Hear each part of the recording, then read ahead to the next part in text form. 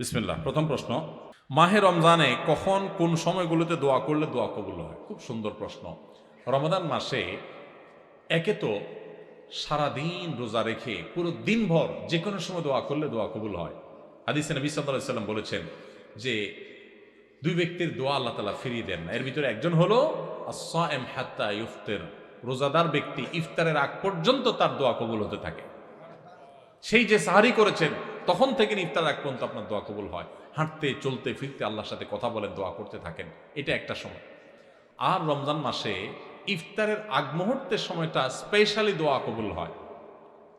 আর একটা সময় আছে ভোর রাত, এটা সারা বছরই দোয়া কবুলের সময়, কিন্তু রমজানে যেহেতু সুযোগটা বেশি আসে, সাহারি খাইতে আমরা উঠি, এই জন্য ভোর রাতে সাহারি খাইতে উঠলে একটু 2-5 মিনিট দোয়া করবেন। এটা দোয়া করার একটা দারুণ সময়। বেশিরভাগ মানুষ আমরা দোয়া করতে জানি না। আমরা দোয়ার কন্ট্রাক্টরই হুজুরদেরকে দিয়ে দিই, টাকা পয়সা দিয়ে দিই, হুজুর আপনি আল্লাহর সাথে বুঝায় নেন। আপনাকে যদি আমি সুযোগ দেই যে আপনি মাননীয় প্রধানমন্ত্রীর সাথে, প্রেসিডেন্টের সাথে সাক্ষাতের সুযোগ পাইলেন, আপনাকে ব্যবস্থা করে দেওয়া হলো, কেউ একজন সুযোগ করে দিছে আপনাকে যে হ্যাঁ আপনি ওনার সাথে সাক্ষাতের সুযোগ পাইছেন, আপনি চাইলে যাইতে পারেন, 10 মিনিট টাইম পাবেন, আপনার যা চাওয়ার চাইতে পারেন। কি বলেন? এটা শোনার পর সুযোগটা আপনি গ্রহণ করবেন নাকি বলবেন ভাই আমি তো আসলে অত সুন্দর করে চাইতে দিতে পারবো না, ঠিক আছে আপনি আমার পক্ষ থেকে চাইয়ে দিয়ে, আপনার আমি টাকা দিয়ে দিলাম, করবেন? কোনো পাগলও করবে না, করবে? আর এই চান্স মানুষ হারায় নাকি? যা বলবো প্রধানমন্ত্রী আমার বাড়ি দরকার, গাড়ি দরকার, অমুক আমার দিকে চাইছে, চোখগুলো তুলে ফেলান, হান করেন, তান করেন, যত ধান্দা আছে সব নিয়ে আমরা 15 মিনিটে হাজির করতাম, ঠিক না? ঠিক। এই যদি হয় দুনিয়ার আল্লাহর একজন বান্দা, তার ব্যাপারে আপনার ধারণা, তো আল্লাহ রাব্বুল আলামিনের কাছে দোয়া করার সুযোগ আপনি পাইছেন। আপনি রমজানের রোজা অবস্থা দোয়া কবুল হয়, সাহারিতে দোয়া কবুল হয়, দোয়া কবুলের সময়গুলো পাইছেন। কত বড় কপাল পড়া হলে আপনি হুজুরের টাকা দেবেন, হুজুর 200 টাকা দিয়েছে আপনি দোয়া করে দেন। বুঝেন না আমার কথা? আল্লাহ আমাদেরকে দোয়ার গুরুত্ব বোঝার তৌফিক দান করেন।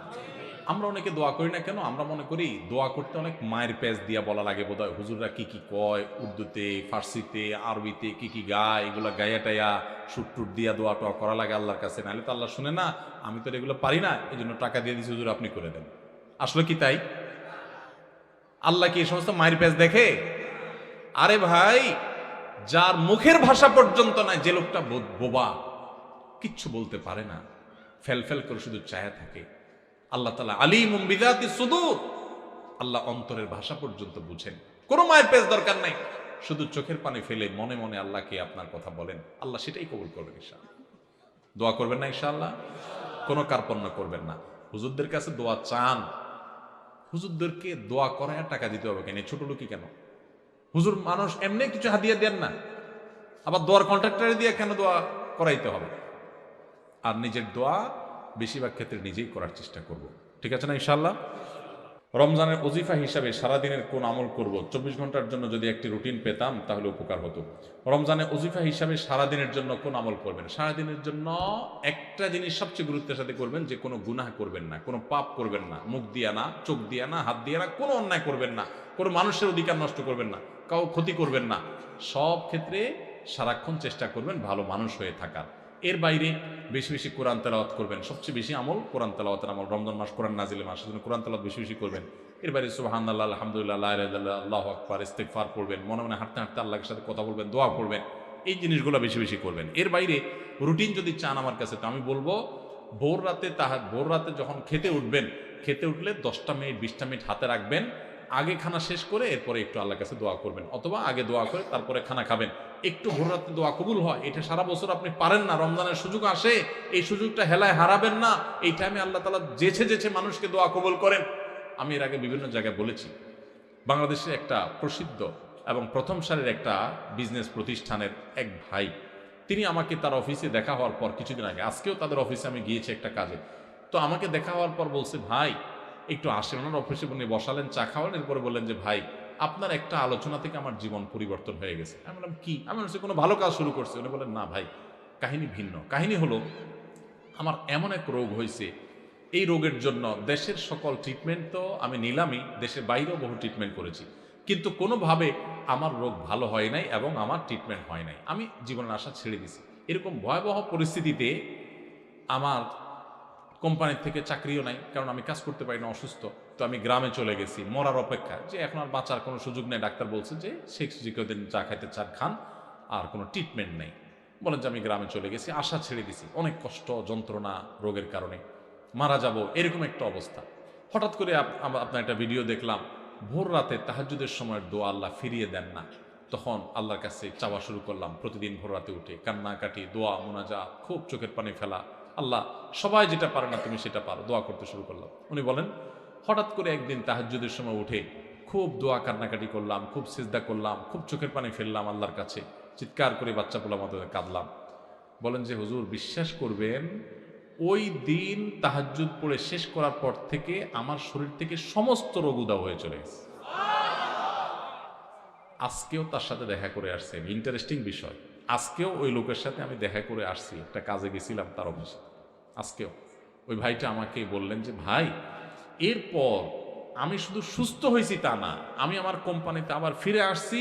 আগে যে ডিউটি ছিল আমার প্রমোশন হয়ে ডিউটি আমার আরো বাড়ছে, এবং আমার কোম্পানির চেয়ারম্যান সহ সবাই আমাকে আরো বেশি আস্থা রাখে। ওনার সামনে থাকা পিয়ন অন্যান্য লোকদেরকে আমার সামনে দেখে বলতেছে, এই তোমরা বলো আমি আগে যে বদমেজাজি দেখাইতাম, আছাড় পিছাড় করতাম, রাগ জাহির করতাম, আমার এগুলো আছে এখন? বলে না স্যার, এগুলো কিচ্ছু নাই এখন। শুধু সুস্থ হয়েছে না, আজীবন আমূল পরিবর্তন হয়ে গেছে। ভাইরা আমার, এই ভোর রাতের দোয়া বড় গুরুত্বপূর্ণ। রমজানে কিন্তু সেই সুযোগটা আসে, এই জন্য সাহারি করতে উঠলে একটু দোয়া করবেন, ঠিক আছে তো ইনশাআল্লাহ। এরপরে ফজর নামাজ পড়ে পারলে একটু তেলাওয়াত করে ইশাক করে তারপরে দরকার হলে ঘুমাবেন, আর দরকার না হলে নাই। এবং ডিউটিতে যখন যাবেন, ডিউটিতে কোনো ফাঁকি দিবেন না, পথে কারোর ক্ষতি করবেন না, কাউকে খারাপ কথা বলবেন না, আজে বাজে জিনিস মোবাইলে দেখবেন না, হারাম থেকে বেঁচে থাকবেন। জোহরের ওয়াক্ত হলে টাইম মতো নামাজ পড়বেন, আবার আসর ওয়াক্ত হলে টাইম মতো নামাজ পড়বেন। বাসায় এসে স্ত্রীর সাথে ইফতার বানানোতে সাহায্য করবেন, শুধু মুসে তাও দিয়ে বসে থাকবেন না যে আনবে আর বসে বসে খাবো। একটু কাজ কাম করবেন। নবী সাল্লাল্লাহু আলাইহি ওয়াসাল্লাম মেয়েদের কাজে সহযোগিতা করতেন। এরপরে আগেভাগে ইফতারের আগে একটু দোয়া করবেন। ইফতারের পরে সকাল সন্ধ্যার দোয়া দরুদ ইত্যাদি পড়ে তারাবিতে চলে যাবেন। তারাবিতে সুন্দর করে মনোযোগ দিয়ে কোরআন তেলাওয়াত শুনবেন। তারাবিতে কি পড়েন, হাফেজ সাহেব কি পড়েন সেটা তো আপনি শুনেন, বুঝেন না। এই জন্য একটা বই আমি লিখেছি এবছর, নতুন আমাদের বের হয়েছে, তারাবির সালাতে কোরআনের বার্তা। একটু দেখে নিতে পারেন যাওয়ার আগ দিয়া, যে আজকের তারাবিতে হাফেজ সাহেবরা যে পারা পড়বেন সে পারাতে আল্লাহ কি বলছেন। 3-4 পৃষ্ঠা এখানে দেওয়া আছে, দেখে নিলে আপনার তারাবিতে আপনি আলাদা একটা তৃপ্তি পাবেন। এরপর তারাবি পড়ে এসে যত দ্রুততার সাথে সম্ভব শুয়ে পড়েন, কারণ ভোর রাতে আপনাকে উঠতে হবে। এভাবে আপনি পুরো রমজান মাস গুনাহমুক্ত থাকার চেষ্টা করেন, হারামমুক্ত থাকার চেষ্টা করেন।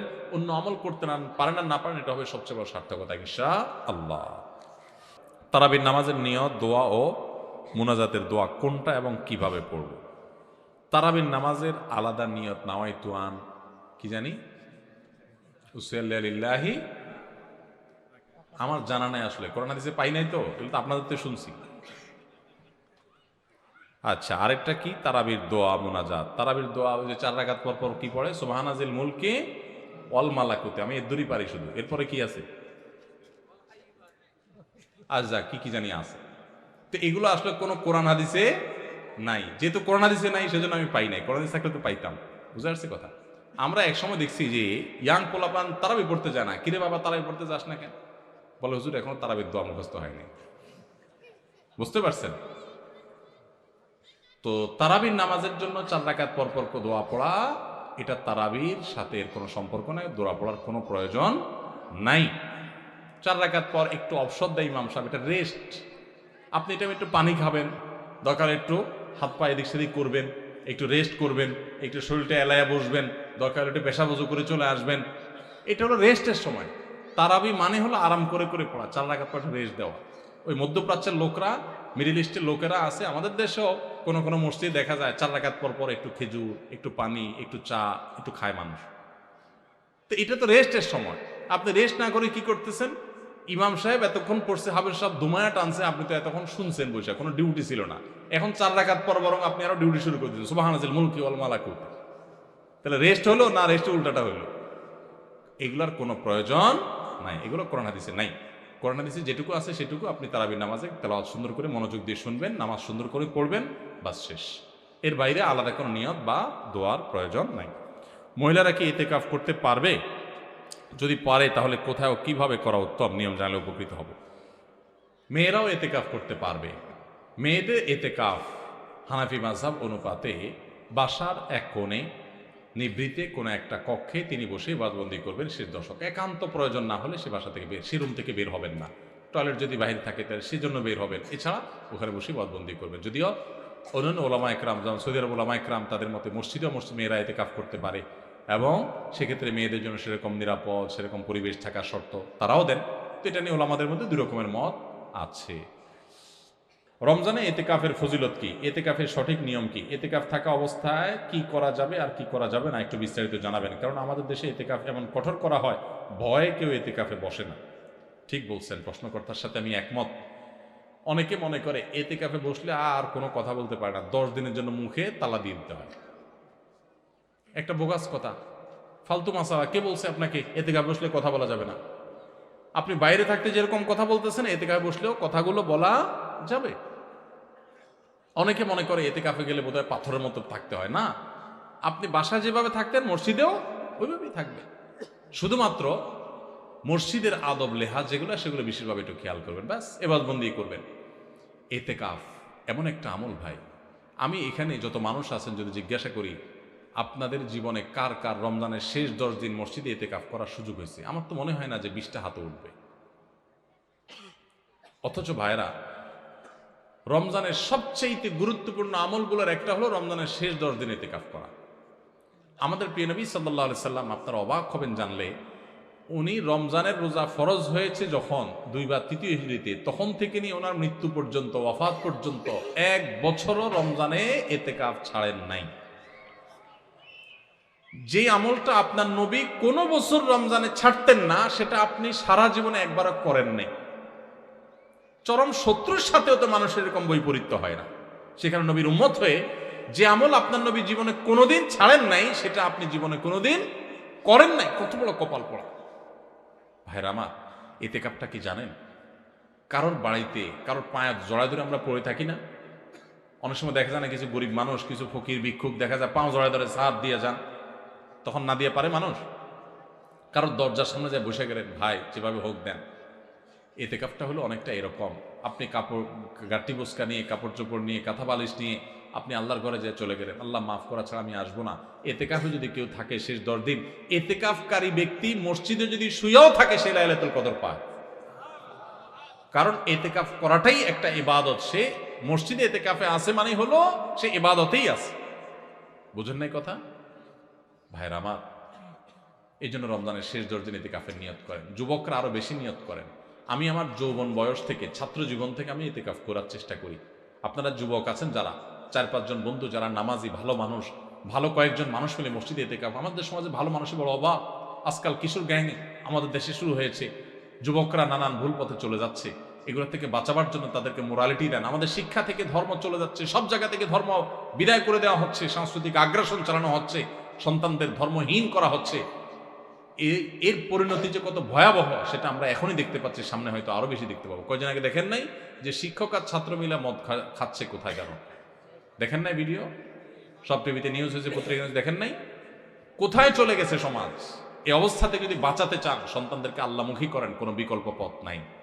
যে সন্তান আল্লাহকে চিনে, আল্লাহর ভয় আসে, সে কোনোদিন অন্যায় করবে না। এজন্য ভাইরা ইতিকাফ করার নিয়ত করেন। যুবক ভাইরা, মুরব্বীরা, আমাদের দেশে অনেক এলাকাতে টাকা দিয়া লোক রাখে ইতিকাফে, আছেনি? খুবই জঘন্য কথা। এটা টাকা দিয়ে রাখার জিনিস না। কত বড় জঘন্য যে আমরা ইতিকাফ করার লোক খুঁজে পাই না, সেজন্য টাকা দিয়ে লোক রাখতে হয়। কেন রে ভাই? এলাকার সব মানুষ কোথায় চলে গেছে? খুবই নিকৃষ্ট সে এলাকা, যে এলাকার মসজিদে একটা লোক ইতিকাফ করতে বসে না। এই জন্য আপনারা ইতিকাফের নিয়ত করবেন তো ইনশাআল্লাহ। ইতিকাফ খুব প্রেমময় একটা ইবাদত, তৃপ্তিদায়ক একটা ইবাদত। একটু করে দেখবেন। ইতিকাফে বিশেষ কিছু না ভাই। আপনি 20 রমজান সূর্য ডুবার আগে আগে মসজিদে ঢুকে যাবেন এবং ঈদের চাঁদ ওঠার পর মসজিদ থেকে বেরিয়ে আসবেন। এই 10 দিন মসজিদে থাকবেন। বাসা বাড়ি থেকে খাবার দিয়ে যাবে, খাবার খাবেন, মসজিদে ঘুমের সময় ঘুমাবেন, নামাজ কালাম পর বাকি সময় বন্দি করবেন। বিশেষ প্রয়োজনীয় কাজ থাকলে ওই মসজিদের ভিতর থেকে সারতে পারবেন। ছাত্র মানুষ, পড়ালেখা লাগে, টুকটাক বই পুস্তক পড়লেন, ভালো বই পুস্তক পড়লেন, সেটাও করতে পারেন। কিন্তু ম্যাক্সিমাম স্বপ্ন ইবাদতবন্দিতে কাটাবেন। এটাই হলো ইতিকাফ। সেখানে যে বোবার মতো বসে থাকতে হবে এমন কোনো কথা নাই। এই জন্য ইতিকাফের হিম্মত করবো তো ইনশাআল্লাহ। আমরা জীবনে একবার যদি ইতিকাফ করেন আর মজা পান, এরপরে আর আপনাকে কেউ ইতিকাফ থেকে দূরে রাখতে পারবে না। আমার মা 3 মাস আগে মারা যায়। রমজানে আমি মাদ্রাসা এতিমদের খাওয়াতে চাই, আপনার মতামত চাই। খুব ভালো কথা। আপনার মা মারা গেছেন, আপনি তার তরফ থেকে সবচেয়ে বেশি যেটা করবেন সেগুলো দোয়া। আমাদের বেশিরভাগ মানুষ মা বাপ মারা গেলে আমরা হুজুরদের খাওয়াই, এতিমদের খাওয়াই। খাওয়ানো ঠিক আছে, গরিব মানুষদেরকে এতিমদেরকে আপনি খাওয়ান, দান করেন, এটা ঠিক আছে, মৃত ব্যক্তির তরফ থেকে দান করা যায়, করলে মৃত ব্যক্তির সব পাওয়া যায়। কিন্তু আপনি নিজে বেশি বেশি দোয়া করবেন। অনেকে নিজে দোয়া করে না, হুজুর ভাড়া করে টাকা দোয়ার জন্য। আপনার মৃত মায়ের জন্য দোয়া করে যদি কোনো হুজুর টাকা নেয় আর আপনি টাকা দেন, তাহলে হুজুরও গুনাহগার, আপনিও গুনাহগার। বুঝেন নাই কথা? মৃত মানুষের জন্য দোয়া করে টাকা নেওয়াও জায়েজ নাই, দোয়া করাইয়া টাকা দেওয়াও জায়েজ নাই। তাহলে কি করবেন?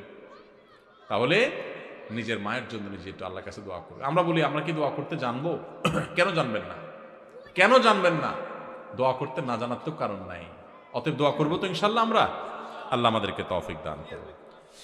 রমজানে খাদ্যদ্রব্যের মূল্যের ঊর্ধ্বগতি রোধে একটা পরামর্শ দিতে চাই। লিখলে বড় হবে, তাই সাক্ষাতে 5 মিনিট কথা বলতে চাই, যে কোনো জায়গায় আপনার সুবিধা মতো। ভাই, দ্রব্যমূল্য নিয়ন্ত্রণ করার জন্য আমাকে বুদ্ধি না দিয়া বাণিজ্য মন্ত্রণালয়ের লোকজনকে বুদ্ধি দেন। আমার হাতে তো ক্ষমতা নেই, আপনার বুদ্ধি আমি কাজে লাগাইতে পারবো না। তো কোন বুদ্ধি দিলে সব 2 নম্বর ব্যবসা সাইজ করা যাবে, এটা তাদেরকে বুদ্ধি দেন। ভাইরা আমার কাছে অবাক লাগে যখন দেখি টেলিভিশনে অথবা কোনো ভিডিওতে, কোনো পত্রিকাতে নিউজ হয়, এই সুন্দর লম্বা দাড়ি, মাথায় একটা সুন্দর টুপিও আছে, আবার দাড়িগুলোতে মাশাআল্লাহ মেহেদি কালারও করা আছে, কিন্তু উনি ধরা খাইছেন কিসে? ব্যবসায় ভেজাল করছেন। আছে না নাই? আহা, এই দাড়ির নাম ইসলাম? ইসলাম আপনি ভুল শিখছেন। আপনার ইসলাম আপনার দোকানদারিতে জাহির হবে। আরব দেশগুলোতে, আফ্রিকার দেশগুলোতে রমজান আসলে বিভিন্ন আইটেমে মানুষ ছাড় দিয়ে দেয়, অফার দিয়ে দেয়, কম দামে দিয়ে দেয়, যাতে মানুষ সোজা রাখতে পারে। আর আমাদের দেশে 5 ওয়াক্ত নামাজ পড়ে, লম্বা দাড়িও আছে, মাথায় টুপিও আছে, মাশাআল্লাহ, আবার ওমরা হজ করেও আসছে, আবার দাড়িতে মেহেদিও দিছে, মাথায় একটা টুপিও আছে, মাশাআল্লাহ, লম্বা সম্ভব। উনি ধরা খাইছে কি জন্য? দেখা গেছে যে উনি সয়াবিন তেল, চিনি, খেজুর, ছোলা, এগুলা সব বাড়িতে নিয়ে খাটের তলে ভরে দিচ্ছে। কেন? কারণ রমজান আসলে ওই যে সবাই সরায় রাখছে, বাজারে মাল নাই, দাম বেড়ে যাবে, এবার উনি ওটা বাইর করে বিক্রি করবে। এরকম 2 নম্বর ব্যবসায়ী আছে না নাই? আছে। আমরা ইসলাম বুঝি নাই ভাই। আপনি 5 ওয়াক্ত নামাজ পড়েন, অতিরিক্ত টুপি মাথার না দিলেও চলবে, আপনি পাঞ্জাবি না পড়লেও চলবে, আপনি অতিরিক্ত তাসবিহ তাহলিল না করলেও চলবে, কিন্তু আপনি হক হালালে চলেন। মানুষের হক নষ্ট করিয়েন না। মানুষের হক নষ্ট করবেন আর এদিকে সুবহানাল্লাহ আলহামদুলিল্লাহ পড়বেন, আপনার সুবহানাল্লাহ আলহামদুলিল্লাহ দেখে শয়তানও হাসবে। আমি বলে গেলাম, শয়তানও হাসবে, কারণ আপনি যে কাজটা করতেছেন এটা ইসলাম না। আপনি যেটা করতেছেন এটা ভুল। আপনি নফল কাজ করার চাইতে আপনার জন্য বেশি গুরুত্বপূর্ণ হলো আপনি কোনো মানুষের অধিকার নষ্ট করবেন। আপনি দোকানদারি করেন, আপনি চাকরি করেন, ব্যবসা করেন, যাই করেন, 2 নম্বরই করবেন। আল্লাহকে ভয় করতে হবে। কত বড় অপরাধী হলে রমজান মাস আসছে, ইবাদতের মাস আসছে, আল্লাহর বান্দারা ইবাদত বন্দেগী করবে, আপনি মাল মজুত করে ক্রাইসিস সৃষ্টি করে অধিক মুনাফা করার ধান্দা করতেছেন। রোজাদারদের রোজা রাখতে বাধা দিচ্ছেন, একরকম ইবাদতে প্রতিবন্ধকতা সৃষ্টি করতেছেন। আপনার চাইতে বড় জালিম আল্লাহর জমিনে কে আছে? এই অবৈধ টাকা, এই হারাম টাকা, এই গুনাহের টাকা, এই 2 নম্বরই টাকা, মানুষের রক্ত শোষণ করে যে টাকা আপনি কামা করবেন, এই রক্ত চোষার টাকা, এটা বহুত হসপিটালে বিল দিয়ে আসবেন, আর রোগের কষ্টটা ফাও। বুঝেন নাই কথা? 2 নম্বরই টাকা কামাই করবেন, এটা যেভাবে কামাই করবেন ওইভাবে চলে যাবে, আর ফাও রোগের কষ্ট ভোগ করবেন। এখানে যদি শেষ হয়ে যেত তাহলে তো হইতো। এটাই শেষ না, এটা শুরু। আসলটা কিয়ামতের ময়দানে পড়ে থাকছে। এই জন্য আল্লাহর ভয়ে সমস্ত হারাম ছাড়বো তো ইনশাআল্লাহ। আল্লাহ আমাদের তৌফিক দান করুন। কারো যদি 1টি বাড়ি ও 3টি ফ্ল্যাট থাকে, এক্ষেত্রে যাকাতের বিধান কি? বাড়ি কিংবা ফ্ল্যাট, এটার ভাড়া দিয়া তার সংসার চলে, এরকম যদি হয় তাহলে সেক্ষেত্রে তার ওই বাড়ি বা ফ্ল্যাটের মূল্যের উপরে যাকাত আসবে না। কিন্তু ফ্ল্যাট বা বাড়ির যে ভাড়াগুলো উঠে এগুলো থেকে তার সংসার খরচ হওয়ার পরে যদি জমে, এই জমানো টাকার উপরে কি আসবে? জাকাত আসবে। তাহলে মূল বাড়ি বা ফ্ল্যাটের যে দাম ওইটার উপরে জাকাত আসবে। একজনের রাস্তায় গাড়ি আছে একটা, এই গাড়ি আপনার ভাড়ায় খাটে, তো এই গাড়ির যে মূল্য ওইটার উপর জাকাত আসবে না, কিন্তু এটার যে ভাড়াটা উঠে ওইটা যদি জমে তাহলে জাকাত আসবে, আর খরচ হয়ে গেলে তো জাকাত নাই। আপনাকে নিয়ে একটা স্বপ্ন দেখেছি, তাবিরের জন্য দেখা করতে চাই, সাক্ষাতের জন্য অনলাইনে আবেদন অ্যাকসেপ্ট হয় না, সাক্ষাতের সুযোগ চাই। ভাই, সাক্ষাৎ আমার সাথে না করলেও চলবে, আমাদের আলেমুলামারা আছেন, এই যে আমাদের নাজমুল ভাই আছেন, আর আলেমুলামা আছেন, ওনাদের সাথে কথা বলেন, ওনারা আমার কাছে পৌঁছায় দিবে ইনশাআল্লাহ। আর সাক্ষাতের জন্য সুযোগ আছে, আমরা প্রতি শনিবার দুপুরে একটু সময় দিই জোরের পরে যতটুকু সম্ভব হয়।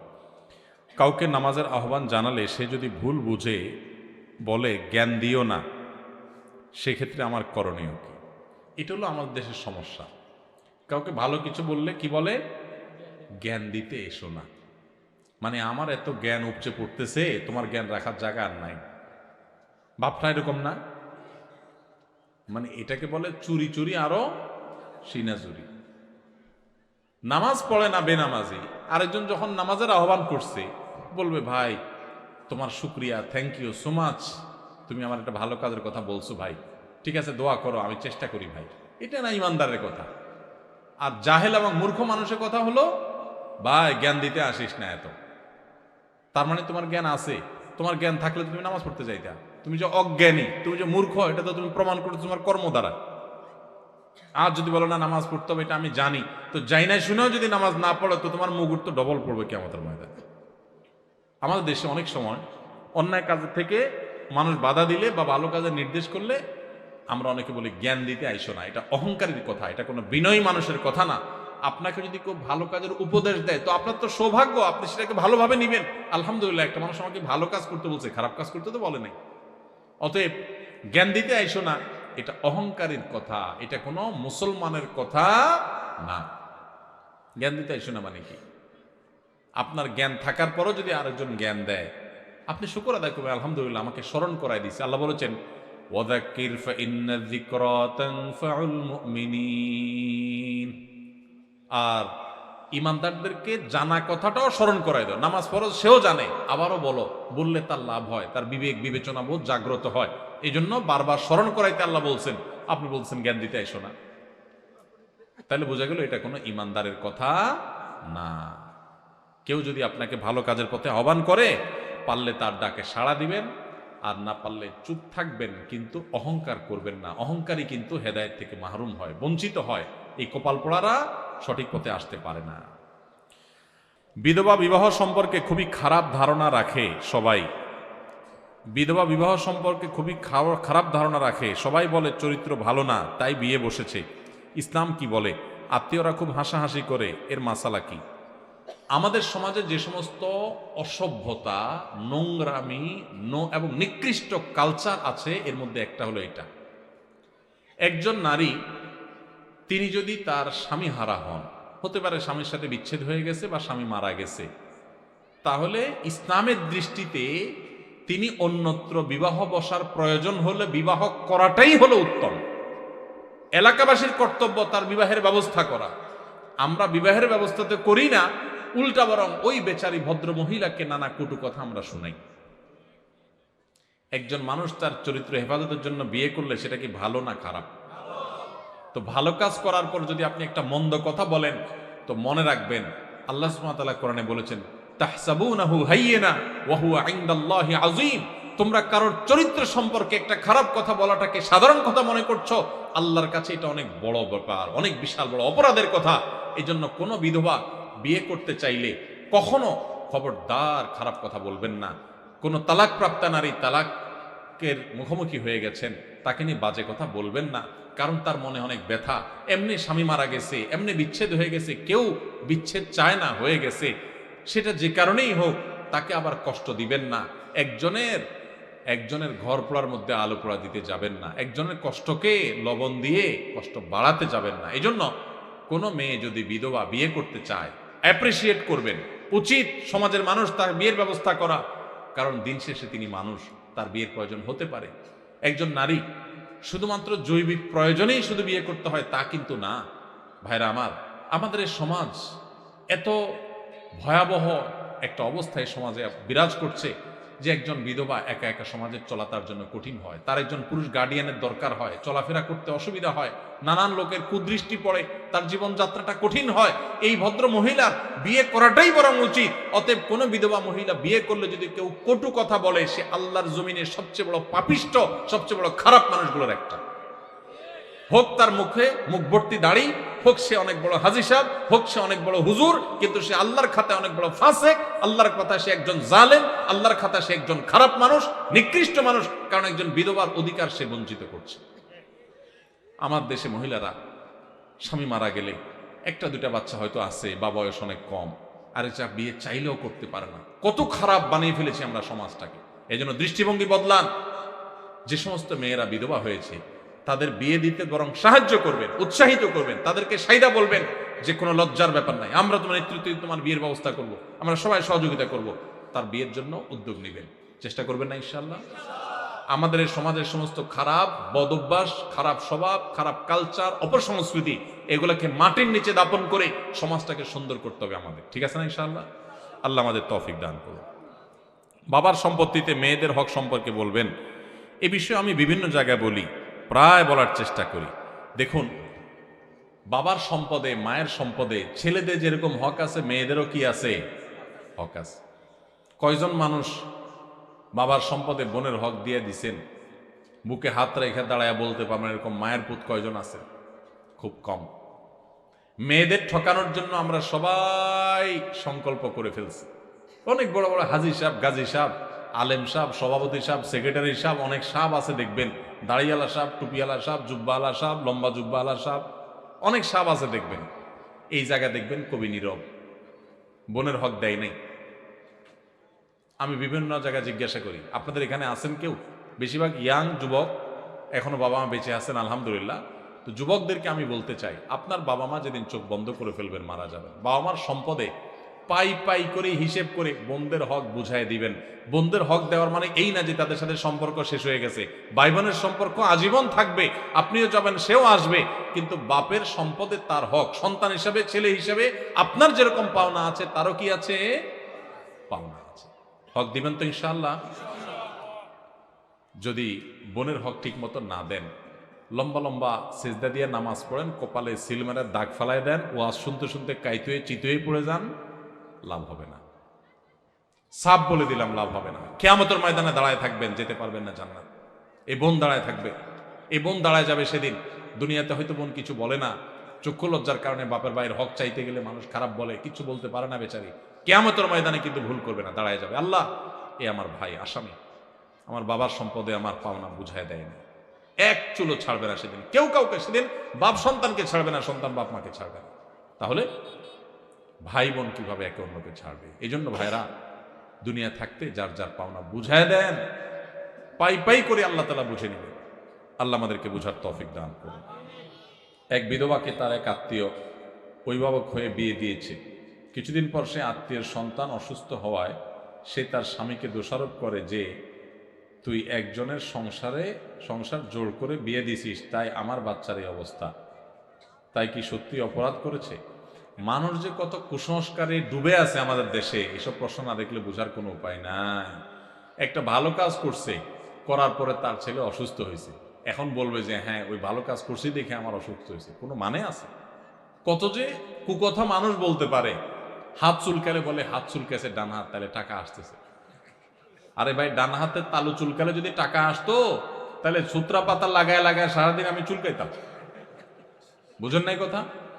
আরে ভাই, হাত চুলকাইছে, ডাক্তারের কাছে যান, অ্যালার্জির ওষুধ খান। কিন্তু যত সব আকুক কথা। একজন বিধবাকে বিয়ে দেওয়ার জন্য উদ্যোগ নিয়েছেন, ভালো কাজ করেছেন। এই জন্য কোনো বিপদ আসছে যে বিপদটা অন্য কোনো কারণ আসছে, এসে সম্পর্ক না, বরং আপনার ছেলে মারা যাইতো হয়তো, বা ওই বিধবার উপকার করার কারণে আল্লাহ তাআলা বাঁচায় রাখছে, শুধু অসুখ দিচ্ছে। সেভাবে চিন্তা করতে পারেন না? শয়তানের শুধুমাত্র বাজেট আর কুকথাটা মনের মধ্যে আনে। আল্লাহ আমাদের বোঝার তৌফিক দান করুন। সোমবার, বৃহস্পতিবার, শুক্রবার মৃত্যু হলে কি সৌভাগ্যবান? সোমবার আর বৃহস্পতিবার মারা গেলে সৌভাগ্যবান হওয়ার কথা কোরআনে কোথাও নাই। তবে জুমার দিন কেউ যদি মারা যায়, শুক্রবারে যদি কেউ মারা যায়, তাহলে সেক্ষেত্রে হাদিসের বর্ণনা মতে ওই ব্যক্তির কবরের আযাব, কবরের প্রশ্নোত্তর থেকে সে নিরাপদে থাকে, কবরের ফিতনা থেকে সে নিরাপদে থাকে। কবরের ফিতনা থেকে আল্লাহ তাকে বাঁচায় রাখেন জুমাবারে কারো মৃত্যু হলে। এটা তো আর কারোর হাতে না কোন দিন কে মারা যাবে, অতএব এটা ভাগ্যের ব্যাপার, এটা খুশনসিবের ব্যাপার। যদি কেউ এই দিনে মারা যায় তাহলে এই সৌভাগ্যের অধিকারী সে হবে। আবার এইবারে মারা গেলেই যে সে জান্নাতি এরকম কোনো গ্যারান্টি দেওয়ারও কোনো সুযোগ, কারণ শুক্রবারে বহুত আল্লাহর প্রতি অবিশ্বাসী কাফেরেরও মৃত্যু হয়, বহুত ফাসিকেরও মৃত্যু হয়। আবার শুক্রবার ছাড়া অন্যদিন মারা গেলে লোকটা খারাপ সেরকম যোগ বিয়োগও কষবেন না। আমরা তো বাঙালি খুব সহজে যোগ বিয়োগ কষার ওস্তাদ, বুঝেন নাই? এটা দেখে আপনি যোগ বিয়োগ করতে যাবেন না। একজন নেককার মানুষের মৃত্যু শনি রোববারেও হতে পারে। আমাদের প্রিয় নবী সাল্লাল্লাহু আলাইহি সাল্লামের মৃত্যু কিন্তু শুক্রবারে হয় নাই। অতএব কেউ শুক্রবারে মরে নাই দেখে আরে এই লোকটা খারাপ আর শুক্রবার মরছে দেখে একেবারে জান্নাতের সার্টিফিকেট দিয়ে দিবেন, এই গ্যারান্টি নাই। তবে হ্যাঁ, এটা ঠিক যে হাদিসের আলোকে শুক্রবারে মৃত্যুবরণ হলে তার কবরের ফিতনা থেকে মুক্ত থাকার কথা আছে। স্ত্রী স্বর্ণের জাকাত কে দিবে? যদি স্ত্রী মালিক হয় কিন্তু স্ত্রীর ইনকাম না থাকে তাহলে কি হবে? স্বর্ণ বিয়েতে কিংবা বিভিন্ন উপহারের মাধ্যমে পেয়েছে, স্ত্রীর স্বর্ণ গহনার মালিক কে? আগে সেটার উত্তর দেন। বইয়ের স্বর্ণের মালিক কে? কে বলতেছে? স্বামী? চাচা আপনি? আপনি চাচির সারা জীবন স্বর্ণ দিয়ে এই কাম করছেন? লা হাওলা ওয়ালা কুওয়াতা ইল্লা বিল্লাহ। এটা একটা কাজ করলেন চাচা? চাচির সব স্বর্ণ দিয়ে বলছেন মালিক আমি, মানে আপনি মালিক? চাচি যদি এটা শুনে ভাত তো আর জুটবে না কপালে বাবা। আচ্ছা আপনারা বলেন, বউয়ের স্বর্ণের মালিক কে? বউ নিজে? বুঝে উত্তর দিছেন? যারা বিয়ে করছেন, যাদের বউ আছে, এবার একটু মিলান, দাবির সাথে বাস্তবতায় মিলান। আপনারাই দাবি করছেন যে বউর স্বর্ণের মালিক সে, ঠিক আছে। এবার আমার উত্তর দেন, বউ যদি কালকে স্বর্ণ দোকানে যায়া তার স্বর্ণগুলা বিক্রি করে বলে আমি কটকটি খাবো, আপনি কিছু বলবেন না বলবেন না? বাস্তবতা বলেন, আমাদের সমাজের বাস্তবতা। স্বামী যদি বউ যদি যায় তার সব স্বর্ণ বিক্রি করে টাকা পয়সা আয় না, কিছু তার বাপেরে কিছু তার মায়েরে মানুষকে দিয়ে দিল, তার মনে হচ্ছে একটু চাইনিজ কিনে এনে খাইলো, একটু শাড়ি চুড়ি কিনলো, টাকা উড়াইলো, আপনি কি কিছু বলবেন নাকি বলবেন না? শুধু বলবেন না আরো কিছু? সব ফেরেশতা নাকি এলাকার মানুষ? শুধু বলবেন না আরো কিছু? বলবেন যে তোমার সাহস কত বড়, কলিজা কত বড় তোমার, এত কষ্ট করে আমার রথের কামাই করা স্বর্ণের টাকা বিদেশ থেকে আনছি, কষ্ট করে জমাইছি, কিনছি, আর তুমি যা বেঁচে আসলে একটাবার জিজ্ঞাসা করলা না? তোমার কত বড় কলিজা। সেদিন এসপার ওসপার কিছু একটা হবে কি হবে না? তাহলে একটু আগে বললেন বউয়ের স্বর্ণের মালিক বউ, এখন আবার যে মালিক তার জিনিস সে বিক্রি করলে আপনি বলার কে? কথা কি বুঝছেন না বুঝেন নাই? আমাদের দেশে স্বামী স্ত্রীর পারস্পরিক টাকা পয়সা, স্বর্ণ গয়না এগুলোর ক্ষেত্রে বড় ধরনের একটা ঘাপলা আছে। ঘাপলা ঘাপলা ঘাপলা বুঝেন? একটা গোজামিল আছে, গোজামিল। এই যে জাকাতের প্রশ্ন আসছে, আমি জানি গোজামিলটা কেন আছে। বউয়ের স্বর্ণ এটার মালিক কে জিজ্ঞেস করলে আপনারা নারায় তাকবীর বলেন যে হ্যাঁ বউ মালিক, আবার বেচতে গেলে আপনি বাধা দেন। আবার বিদেশ যাওয়ার সময় বলেন যে স্বর্ণগুলো দাও বেচে দিই, কত স্বর্ণ হয়ে যাবে। তো সে মালিক হলে আপনি নেওয়ার কে? আপনি তো তার কাছে দরখাস্ত লিখবেন, বরাবর ম্যানেজার অত্র বাসা, বিষয় ঋণ মঞ্জুরির আবেদন, জনাব যথাবিহিত সম্মান প্রদর্শনপূর্বক নিবেদন এই যে আমি অধম গরিবের ছেলে, বিদেশ যাওয়ার নিয়ত করিয়াছি, আমার ভিসা টিকিট ইত্যাদির টাকা ব্যবস্থা করার ক্ষমতা নাই। মহান আল্লাহ আপনাকে যে স্বর্ণ গহনার মালিক বানিয়েছেন, অনুগ্রহ করে সেখান থেকে কিছু স্বর্ণ বিক্রি করে আমাকে ধার দেওয়ার বিনীত অনুরোধ জানাচ্ছি। আমি যথাসময়ে আপনার ঋণ পরিশোধ করিব। আমার ঋণ সুদমুক্ত ঋণ মঞ্জুর করিয়া আপনি বাধিত করবেন, বিনীত আপনার অধম স্বামী। আপনি তো এরকম দরখাস্ত লিখবেন, না লিখা তার স্বর্ণ নিয়ে বিচে চলে আসতেছেন। তাহলে বোঝা গেল মুখে বলতেছেন সে মালিক, বাস্তবে কিন্তু আপনার আচরণ দ্বারা প্রমাণ করতেছেন সে মালিক না, তাকে আপনি জাস্ট দিছেন, মনে চাইলে নিয়ে যাচ্ছেন। স্বামী স্ত্রীর অ্যাকাউন্ট একেবারে পরিষ্কার হতে হবে। অনেক মহিলা আছে ওই স্বামীর পকেটের টাকার ক্ষেত্রে একই কাম করে, মনে করে আরে আমরাই তো। এত সোজা না। স্বামীর পকেট থেকে টাকা নেবেন, স্বামীর পারমিশন লাগবে, এটা তার, আপনার স্বর্ণ আপনার, তার টাকা তার। আমরা এই সমস্ত কথা উঠাইলে, স্বামী স্ত্রী যদি এই সমস্ত কথা উঠায়, স্ত্রীরাও বোকা কিসিমের, তারাও বুঝতে চায় না, বলে তুমি কি আলাদা করে দিচ্ছ আমাকে? এটা কোনো কথা? এগুলো আমার স্বর্ণ, আমি যা ইচ্ছা তা করবো, এগুলো তোমার টাকা, তুমি যে এত এত দূর দূর করলে কি স্বামী স্ত্রী থাকা যায় নাকি একসাথে? বাঙালি আমরা অতি ভালো সাজি, অতি ভালো সাজি, এরপর যখন বেজাল লাগে এবার টানাটানি শুরু হয়। ইসলাম বলে এই সমস্ত অতি ভালো সাজার সুযোগ, প্রত্যেকের অ্যাকাউন্ট তার তারটা, যার যারটা তার তার কাছে। বুঝেন নাই কথা? স্বামীকে আপনি মোহরের টাকা দিয়েছেন, এটা তার, তিনি যা ইচ্ছা তা করবেন। আপনাকেও চাইলে কিছু দিতে পারেন, ঠিক আছে মোহরের টাকা পাইছি, আমি বড়লোক হয়ে গেছি, তুমি গরিব মানুষ নাও, তোমারটা দিলাম, আল্লাহ রাস্তায় দিতে পারে। তো স্ত্রীদের স্বর্ণের জাকাত তারা দিবে যদি তারা মালিক হয়, আর যদি আপনি তারা ব্যবহার করতে দেন। অনেক বিদেশি প্রবাসী লোক আছে, বিদেশ থেকে স্বর্ণ পাঠায়, বউরে দেয়। আসলে বউরে দেয় হলো ব্যবহার করার জন্য। বউরে কি দেয়? মালিক বানায় দেয় না। মালিক কিন্তু সে, মতলব খারাপ, বেঁচে ফেলবে, এই জন্য বউর কাছে দেয় শুধুমাত্র। তাহলে এক্ষেত্রে জাকাত স্বামী দিবে যদি মালিক স্ত্রীকে না বানায়। ক্লিয়ার যদি বলে দেয় এটা তোমাকে মানা দিছে, তুমি মালিক। হ্যাঁ, অবশ্যই সে যদি এটাকে যত্রতত্র বিক্রি করে টাকা পয়সা নষ্ট করে, যেমনি সেমনি খরচ করে, স্বামী হিসাবে অবশ্যই তিনি তাকে পরামর্শ দিবেন। সেটা হবে হিতাকাঙ্ক্ষী সুলভ, সেটা খবরদারি সুলভ না যে তুমি এটা কাজ করলা, যেন তোরাভাবে করে ফেলছো, তোমারই তো জিনিস, তোমারই কাজে লাগতো, আর একটু ভালো কাজে লাগাইতা, আরো দাম বাড়তো, তখন দাম পাইতা, আমার একটু জিজ্ঞেস করতা কোথায় একটু বেশি ভালো দাম পাওয়া যায়, ইত্যাদি ইত্যাদি। হিতাকাঙ্ক্ষী সুলভ আপনি সেখানে কথা বলতে পারেন, সেটা না করে আপনি করেন কি খবরদারি সুলভ। ঠিক না বেঠিক? এগুলো করা যাবে না। তাহলে স্ত্রীর গহনা জাকাত স্ত্রী দিবে। এখন প্রশ্ন হলো স্ত্রীর গহনা জাকাত যে দিবে, বেচারি টাকা পাবে কই? উত্তর হলো মোহর দেন নাই নিশ্চয়ই। মোহর যদি দিতেন তাহলে মোহরের টাকা থেকে রেখা রেখা সে খরচ করতো, জাকাত দিতে পারতো। আবার মাসে মাসে বউরে একটু হাত খরচের টাকা তো দিবেন, সেটা থেকে সে দিতে পারে। আবার যদি সে তার ওই স্বর্ণ থেকে কিছু অংশ বিক্রি করে জাকাত দেয়, সে সুযোগও আছে। আবার স্বামী যদি তার জাকাতটা দিয়ে দিতে চায়, সে সুযোগও আছে। তবে তাকে বলতে হবে যে তোমার স্বর্ণের জাকাত আমি দিয়ে দিলাম, নিয়ত করে নিবে, সে জাকাত আদায় হয়ে যাবে। এরপর প্রশ্ন হলো, আমি আরবি পড়তে পারি না, কিন্তু আমি কোরআন পড়ি উচ্চারণ সহ, এভাবে কি পড়া যাবে? কোনো সমস্যা হবে কিনা? আরবির উচ্চারণ দেখে, কোরআনের আরবি আয়াতের নিচে বাংলা উচ্চারণ দেখে বা ইংরেজি উচ্চারণ দেখে বা পৃথিবীর কোনো ভাষার উচ্চারণ দেখে পড়া জায়েজ নাই। এ ব্যাপারে কোনো আলেমের দ্বিমত নাই। হয় নিজে পুরো আরবিটা সরাসরি পড়ার চেষ্টা করবেন, না হলে শিখবেন, আর না হলে শুনবেন মনোযোগ দিয়া। কিন্তু কোনো ভাষার উচ্চারণ দিয়ে আপনার কোনো ভাষার প্রপার উচ্চারণ করা সম্ভব হয় না, বিকৃতি ঘটে। আল্লাহর কালাম তেলাওয়াত করতে যায় উল্টাপাল্টা হয়ে যাবে। কারণ আরবি বর্ণগুলার সবগুলোর আপনার প্রতিবর্ণ বাংলায় নাই। হা এটা বোঝানোর জন্য বাংলায় কোনো অক্ষর নাই, বাংলার সবকিছু ছোট হার জন্য হ, বড় হার জন্য হ। তো আপনি হা কিভাবে বলবেন? এভাবে আরো এর চেয়ে তার বড় বড় বিকৃতি হয়ে যেতে পারে, একটু টান এদিক সেদিক হয়ে গেলে। আমি ছোট একটা উপমা দেই। ধরুন আমরা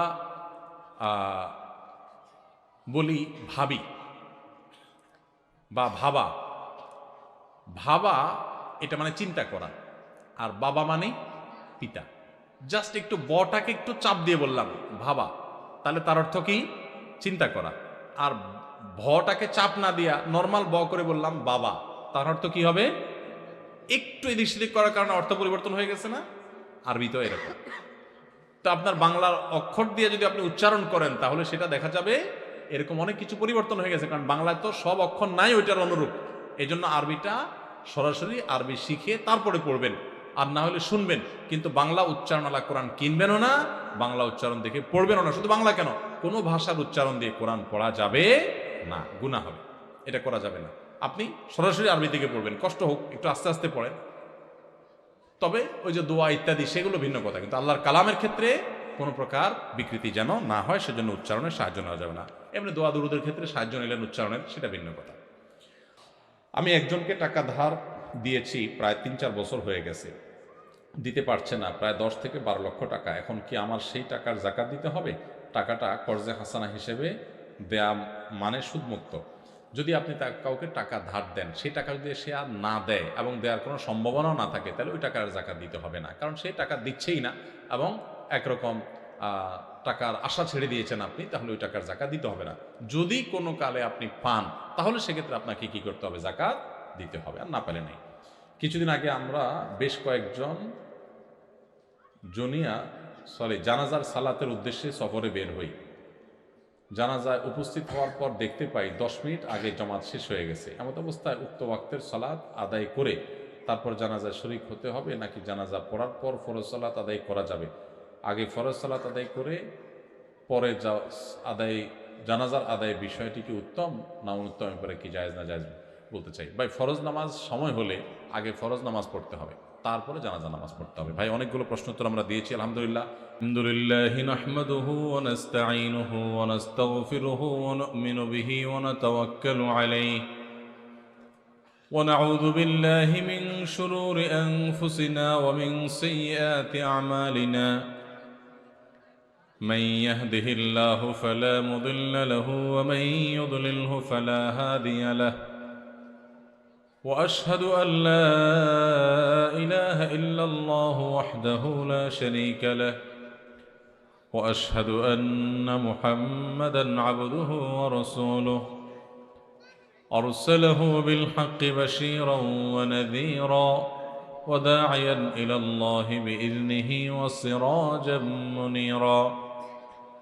أما بعد، فقد قال الله تبارك وتعالى في كلامه المجيد وفرقانه الحميد بعد أعوذ بالله من الشيطان الرجيم كتب عليكم الصيام كما كتب على الذين من قبلكم لعلكم تتقون. মাদ্রাসার কর্তৃপক্ষ অনেক কষ্ট করে একটা আয়োজন করেছেন। মাদ্রাসার মুহতামিম সাহেব হাফিজাহুল্লাহ, আসাতিজা একরাম, ছাত্রদের অক্লান্ত পরিশ্রম, সভাপতি সাহেব সহ সভাপতি সাহেব সহ এলাকার তরুণ উদীয়মান সর্বস্তরের মাদ্রাসা হিতাকাঙ্ক্ষীরা, আপনাদের সকলের পরিশ্রম আছে। আমরা দোয়া করি আল্লাহ তাআলা আপনাদের সবাইকে আপনাদের সর্বোত্তম বিনিময় দান করুন। সম্মানিত উপস্থিতি, আমাদের সামনে রমাদান চলে আসতেছে। এই যে রমজান মাস আসছে, রমজান মাস সম্পর্কে আমরা সংক্ষেপে কিছু কথা বলার চেষ্টা করব ইনশাআল্লাহ তাআলা। ভাইরা আমার, রমজান হলো ইমানদারের আমল এবং ইবাদতের বসন্তকাল। বছরের 11 মাস আমাদের যে ইবাদত বন্দেগীতে ত্রুটি থাকে, বিচ্যুতি থাকে, যে পরিমাণ ঘাটতি থাকে, সে সকল ত্রুটি, বিচ্যুতি এবং ঘাটতিগুলো পূরণ করার এক সুবর্ণ সুযোগের নাম হলো রমজান মাস। একজন ব্যবসায়ী যেরকম তার ব্যবসার সারা বছরের ঘাটতি পোষায় নিতে পারেন সিজনের ব্যবসা দিয়া, ইমানদার তার 11 মাসের ইবাদত বন্দেগী, আখিরাতের পথে যাত্রার যে পাথেয় সংগ্রহ করা, সেই সংগ্রহ করার বিষয়ে যে তার ঘাটতি থাকে, ত্রুটি থাকে, বিচ্যুতি থাকে, সেটা তার পোষানোর সুযোগ আসে রমজান মাসে। সেই রমজান আমাদের কড়া নাড়ছে আমাদের দুয়ারে এসে। আর কয়দিন পরে রমজান মাস শুরু হবে ইনশাআল্লাহ তাআলা। আমি শুরুতে একটা প্রশ্ন রেখে শুরু করতে চাই। আপনাদের এলাকায় যে মাদ্রাসা গড়ে উঠেছে, বাইতুল ফালাহ মাদ্রাসা এবং এতিমখানা, দেশের স্বনামধন্য একজন আলেমে দ্বীন, চৌধুরীপাড়া মাদ্রাসা সম্মানিত মুহতামিম প্রিন্সিপাল মহোদয়, তিনি নিজে তত্ত্বাবধান করছেন এবং নিজে খোঁজ খবর নিচ্ছেন। এটা এই মাদ্রাসা এবং এলাকাবাসীর জন্য অনেক বড় একটা সৌভাগ্যের বিষয়। আলহামদুলিল্লাহ। এরকম একজন যোগ্য মানুষ যদি কোনো মাদ্রাসার পেছন থেকে বুদ্ধি পরামর্শ দিয়ে, নেতৃত্ব দিয়ে সামনে থেকে নিয়ে যান, তাহলে সেই মাদ্রাসা সম্পর্কে আমরা আশা করতে পারি আল্লাহ তৌফিক দিলে, আল্লাহ চাইলে সেটা শুধু এই এলাকার নয়, গোটা ঢাকা শহরের মধ্যে একটা আদর্শ মাদ্রাসায় পরিণত হতে পারে। এই মাদ্রাসার তালেব ইলম যারা এখানে পড়াশোনা করছে, তারা একসময় ইনশাআল্লাহ অনেক বড় হাফেজ আলেম হয়ে আমাদের দেশের মানুষের বিভিন্ন কল্যাণমূলক কাজে নেতৃত্ব দিবে, ভালো কাজগুলো করবে। আপনারা এলাকাবাসী তাদের সহযোগিতা করবেন। কারণ আপনি আলেম হতে পারেন নাই, হয়তোবা আলেমের বাবাও হওয়ার সুযোগ হয় নাই, আলেমের ভাই হওয়ারও সুযোগ হয় নাই, কিন্তু একটা সুযোগ আপনার কাছে আছে, সেটা হলো আপনি আলেম এবং তালেব এলেম, আলেম এবং মাদ্রাসার ছাত্রদের সহযোগী হতে পারেন। অতএব আপনারা আপনাদের সর্বাত্মক প্রচেষ্টা দ্বারা টাকা পয়সা দিয়ে, বুদ্ধি পরামর্শ দিয়ে, কায়িক পরিশ্রম দিয়ে, আন্তরিকতা দিয়ে, দোয়া দিয়ে মাদ্রাসার সহযোগিতা করবেন। ভাইরা আমার, দ্বীনি মাদ্রাসাগুলো, দ্বীনি শিক্ষা প্রতিষ্ঠানগুলো আমাদের উপরে কত বড় অনুগ্রহ! এটা দ্বীনি মাদ্রাসাগুলো যদি সমাজে না থাকতো তাহলে আমরা হাড়ে হাড়ে টের পাইতাম। এখনো আমাদের সমাজে যতটুকু মানুষ অপরাধ থেকে বেঁচে থাকে, যতটুকু অন্যায় থেকে বেঁচে থাকে, যতটুকুনি আছে, এর পেছনে মাদ্রাসার শিক্ষার্থীদের, আলেম ওলামাদের অবদান অনস্বীকার্য। এই ওয়াজ মাহফিলগুলো থেকে, মসজিদের মিম্বর থেকে মানুষকে কখনো খারাপ কথা বলা হয়? সারাক্ষণ মানুষকে শুধু ভালো মানুষ হিসাবে গড়ে তোলার জন্য চেষ্টা করা হয়। এই চেষ্টাগুলো যদি বন্ধ হয়ে যায় তখন বোঝা যাবে যে এই মাদ্রাসাগুলোর মর্ম কত বেশি। আমরা মাদ্রাসাগুলোর বাহ্যিক উপকারিতা অনেকে দেখি না, কিন্তু মাদ্রাসাগুলো আমাদের সমাজের মানুষকে প্রকৃত মানুষ হিসাবে গড়ে তোলে। এই জন্য আপনারা সবাই অর্থ দিয়ে, সহযোগিতা করে, বুদ্ধি পরামর্শ দিয়ে, সময় দিয়ে যে কোনো ধর্মীয় প্রতিষ্ঠান, যে কোনো মসজিদ মাদ্রাসার সাথে লেগে থাকবেন। এটা আপনার সৌভাগ্যের ব্যাপার। মাদ্রাসা তো কোনো না কোনোভাবে চলেই যাবে, আপনি তার সঙ্গে যদি জড়িয়ে থাকতে পারেন তো আপনার সৌভাগ্য, আর যদি আপনি জড়িয়ে না থাকতে পারেন তো এটা আপনার দুর্ভাগ্য। মাদ্রাসা বা মসজিদ এগুলো কোনোদিন ঠেকে থাকে না কারোর জন্য। আপনি এগুলোর সাথে লাগলেও চলবে, আর না লাগলেও এগুলো চলবে, এই কাজগুলো থেমে থাকবে না। এজন্য আমরা সবাই যার যার জায়গা থেকে এই সমস্ত দ্বীনি প্রতিষ্ঠানের সাথে লেগে থাকবো। আল্লাহ আমাদের সবাইকে তৌফিক দান করুন। নিজেদের সন্তানদেরকে আলিম বানাবেন, হাফেজ বানাবেন এবং তাদেরকে দ্বীন শিখাবেন। আপনি যদি দ্বীন শিক্ষা দেন তাহলে এই সন্তানরা আর যা হোক, বাবা মার প্রতি বেয়াদবি করা, বাবা মার প্রতি অসদাচরণকারী, বাবা মার হক নষ্টকারী সন্তান হবে না ইনশাআল্লাহ। এরা কোনোদিন দেশের বোঝা হবে না, এরা কোনোদিন সন্ত্রাসী হবে না, এরা কোনোদিন চোরা কারবারি হবে না, এরা কোনোদিন মাদকের কারবারি হবে না, এরা কখনো খুনি ডাকাত হবে না। কোনো মাদ্রাসার ছাত্র এই সমস্ত লাইনে গেছে শুনছেন কখনো? সত্যিকারের মানুষ গড়া হয় মাদ্রাসাগুলোতে। মাদ্রাসাগুলোর বাহ্যিক উপকারিতা আমরা অনেকে সাদা চোখে দেখি না, কিন্তু এই মাদ্রাসাগুলো মানুষের মতো মানুষ হচ্ছে আমাদেরকে শিখায়। অতএব এই সমস্ত মাদ্রাসাগুলোর কল্যাণকামী হব এবং নিজের পকেটের টাকা দিয়ে মাদ্রাসাগুলোর কল্যাণ করার, উপকার করার চেষ্টা করব। আল্লাহ আমাদের সবাইকে তৌফিক দান করুন। ভাইরা আমার, যেহেতু আমাদের আসুন্নাহ ফাউন্ডেশন অফিসের কাছেই এই মাদ্রাসাটি, সেজন্য এই মাদ্রাসার আজকের প্রোগ্রামে আমার আসতে হলো প্রতিবেশীর হক। সেই হিসাবে আমি শুরুতেই কোরআনে কারিমের একটি আয়াত তেলাওয়াত করেছি। এই আয়াতের আলোকে কিছু কথা আরজ করতে চাই। আমি শুরুতে আপনাদের কাছে প্রশ্ন রাখতে চাই, আমরা রমজান মাসে যে রোজা রাখি, আল্লাহ তাআলা আমাদের জন্য রমজান মাসে রোজা রাখাটাকে ফরজ করেছেন। প্রত্যেক প্রাপ্ত বয়স্ক, সুস্থ, ঈমানদার নারী এবং পুরুষ তাদের জন্য রমজান মাসে রোজা রাখা নফল না ফরজ? ফরজ। এই ফরজ কাজ, এটা শুধুমাত্র সাধারণ ফরজই না। ইসলাম যে 5টা কাজের উপর দাঁড়িয়ে আছে, ইসলামের ভিত্তি, ফাউন্ডেশন বা মূল পিলার যে 5টা কাজ, সেই 5টা কাজের মধ্যে এই 4 নম্বর কাজ হলো রমজান মাসে রোজা রাখা। ইসলামের 5টা রোকন বা 5টা স্তম্ভের 1 নম্বর হলো আল্লাহ তাআলার একত্ববাদ এবং নবী করিম সাল্লাল্লাহু আলাইহি সাল্লামের রিসালাতের সাক্ষ্য দেওয়া।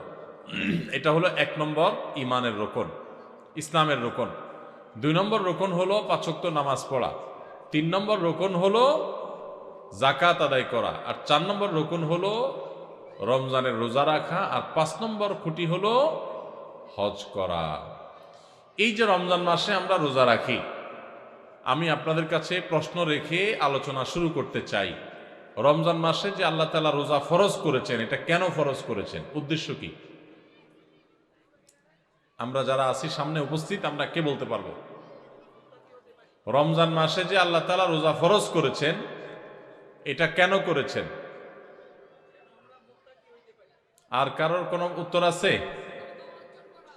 জি, ওই যে এক ভাই হাত তুলছেন, বলেন। আপনার পাশের জন কি অর্জন করা? আত্মশুদ্ধি অর্জন করা। আর কোনো উত্তর আছে কারোর? হ্যাঁ, কিসের জাকাত? শরীরের জাকাত।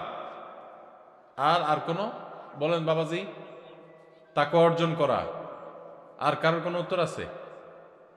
ভিন্ন কোনো উত্তর নাই? আপনারা কি সবাই বুদ্ধি পরামর্শ করে আসছেন নাকি? তাহলে সবাই এক উত্তর দিচ্ছেন।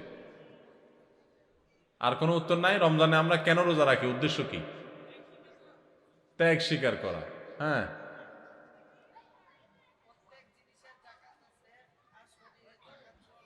শরীরে জাকাত আদায় করা। বলেন আর কোনো? কিসের জন্য? বুঝি নাই। নফসের নির্দেশ থেকে দূরে থাকার জন্য। মাশাআল্লাহ। আর কোনোটা? হ্যাঁ, জি, আল্লাহ তাআলার সন্তুষ্টি নৈকট্য অর্জন করা। আচ্ছা, আল্লাহর দিদার লাভ করার জন্য। মাশাআল্লাহ, যতগুলো আইটেম হয়ে গেছে একটা ছোটখাটো বই হয়ে যাবে, কি বলেন? আর বাকি আছে কোনোটা?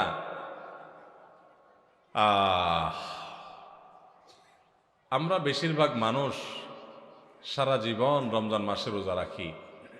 অনেকে আছেন বয়স এখন 40, 50, 60 বছর পর্যন্ত হয়ে গেছে, প্রতি বছরই মাশাআল্লাহ রোজা রাখেন। রোজা কেন রাখেন সেই উদ্দেশ্যই জানেন না। তাহলে কিভাবে আপনার রোজার উদ্দেশ্য আপনি সফল কাম হতে পারবেন? আপনি কেন রোজা রাখেন সেটাই যদি না জানেন তো এই রোজা আপনার কি কাজে আসবে? ভাইরা আমার, বেশিরভাগ ভাইরাই সঠিক উত্তর দিয়েছেন আলহামদুলিল্লাহ। আল্লাহ সুবহানাহু ওয়া তাআলা কোরআনে কারীমে বলেছেন, কুতিবা আলাইকুমুস সিয়াম, তোমাদের উপরে রমজানের রোজা ফরজ করা হয়েছে।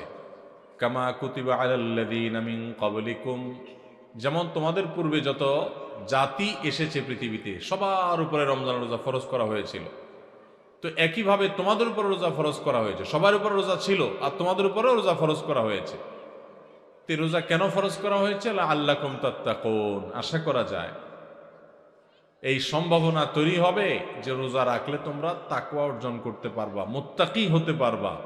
তাকওয়া অর্জন করা আর মুত্তাকি হওয়ার মানে হলো আল্লাহর ভয় থেকে, আল্লাহর প্রতি শ্রদ্ধা থেকে, আল্লাহর সকল আদেশ নিষেধগুলো মেনে চলা, এর নাম হলো তাকওয়া। তাকওয়া হলো কি?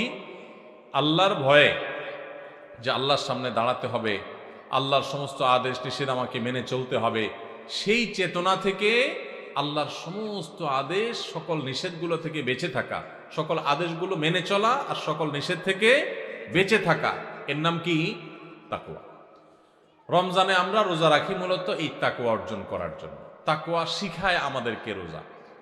এখন প্রশ্ন উঠতে পারে যে রমজানের রোজা কিভাবে আমাদেরকে তাকওয়া শিখায়? এখানে একজনে প্রশ্ন উত্তর দিচ্ছেন যে আমরা রোজা রাখি আল্লাহকে খুশি করার জন্য, আল্লাহর সন্তুষ্টির জন্য, আল্লাহর দিদারের জন্য। আরেকজন বলেছেন আল্লাহর নৈকট্য অর্জন করার জন্য। এই উত্তরগুলো সবগুলোই ঠিক আছে, কিন্তু এগুলো হলো রোজার দূরবর্তী উদ্দেশ্য। রোজার একটা নিকটবর্তী উদ্দেশ্য আছে, আরেকটা আছে দূরবর্তী উদ্দেশ্য। আমরা অনেক কাজ করি যে কাজগুলোর একটা প্রাথমিক উদ্দেশ্য থাকে, আরেকটা থাকে চূড়ান্ত উদ্দেশ্য। যেমন আপনি এখান থেকে রিকশায় উঠেছেন, রিকশায় উঠে আপনি মেইন রোডে যাবেন, বাড্ডা যাবেন, আফতাবনগর গেইটে যাবেন, রিকশায় উঠেছেন। আপনি আসলে বের হয়েছেন আপনার মতিঝিলে কোনো কাজ আছে। তো আপনি যে রিকশায় উঠছেন, আপনাকে কেউ যদি জিজ্ঞাসা করে কই যাচ্ছেন, তখন এটার দুইটা উত্তর হতে পারে। একটা হতে পারে ভাই রিকশা চড়ছি, রিকশায় করে আফতাবনগর যাব, বা রিকশায় করে বাড্ডা পর্যন্ত যাব। আরেকটা উত্তর হতে পারে ভাই মতিঝিল যাব, কারণ মতিঝিলে আপনি যাবেন, ওইটাই মূল উদ্দেশ্য। তো মতিঝিল গেলেও রিকশায় তো আর মতিঝিল যাবেন না, রিকশায় আপনি মেইন রোড পর্যন্ত যাবেন, এরপরে বাসে সিএনজিতে করে আপনি বা অন্য কোনো কিছুতে করে আপনি মতিঝিল যাবেন। তো এই যে রিকশায় করে আপনি প্রথম একটা জায়গায় যাবেন, এরপরে আরেকটা গাড়িতে করে আপনি আপনার মূল জায়গায় যাবেন। এই মূল জায়গায় যাওয়াটা হলো চূড়ান্ত লক্ষ্য, আসল উদ্দেশ্য, শেষ উদ্দেশ্য। আর প্রাথমিক উদ্দেশ্য হলো ওই যে মেইন রোড পর্যন্ত যাওয়া। ঠিক একইভাবে রমজানের রোজার দুইটা উদ্দেশ্য আছে। কয়টা উদ্দেশ্য আছে? একটা হলো প্রাথমিক উদ্দেশ্য, আরেকটা হলো ফাইনাল উদ্দেশ্য। একটা প্রাইমারি উদ্দেশ্য, আরেকটা হলো ফাইনাল উদ্দেশ্য। একটা হলো প্রাথমিক টার্গেট।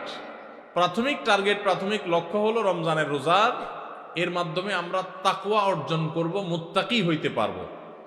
আর রোজার শেষ টার্গেট, চূড়ান্ত লক্ষ্য এবং যেখানে শেষ পর্যন্ত যেতে চাই, ওই যে শেষ গন্তব্য যেরকম মতিঝিল যাওয়া, এরকম রোজার শেষ গন্তব্য হলো আল্লাহকে সন্তুষ্ট করে জান্নাতে যাওয়া।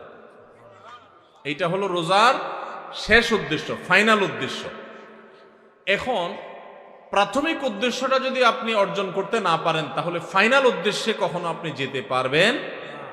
আপনার মতিঝিলে যেতে হলে আপনাকে মেইন রোড পর্যন্ত আগে, মেইন রোড পর্যন্ত যদি আপনি যেতে না পারেন, তাহলে মতিঝিলে যেতে পারবেন। ঠিক একইভাবে রমজানের রোজা থেকে আগে আপনাকে মুত্তাকি হইতে হবে, আগে তাকওয়া অর্জন করতে হবে।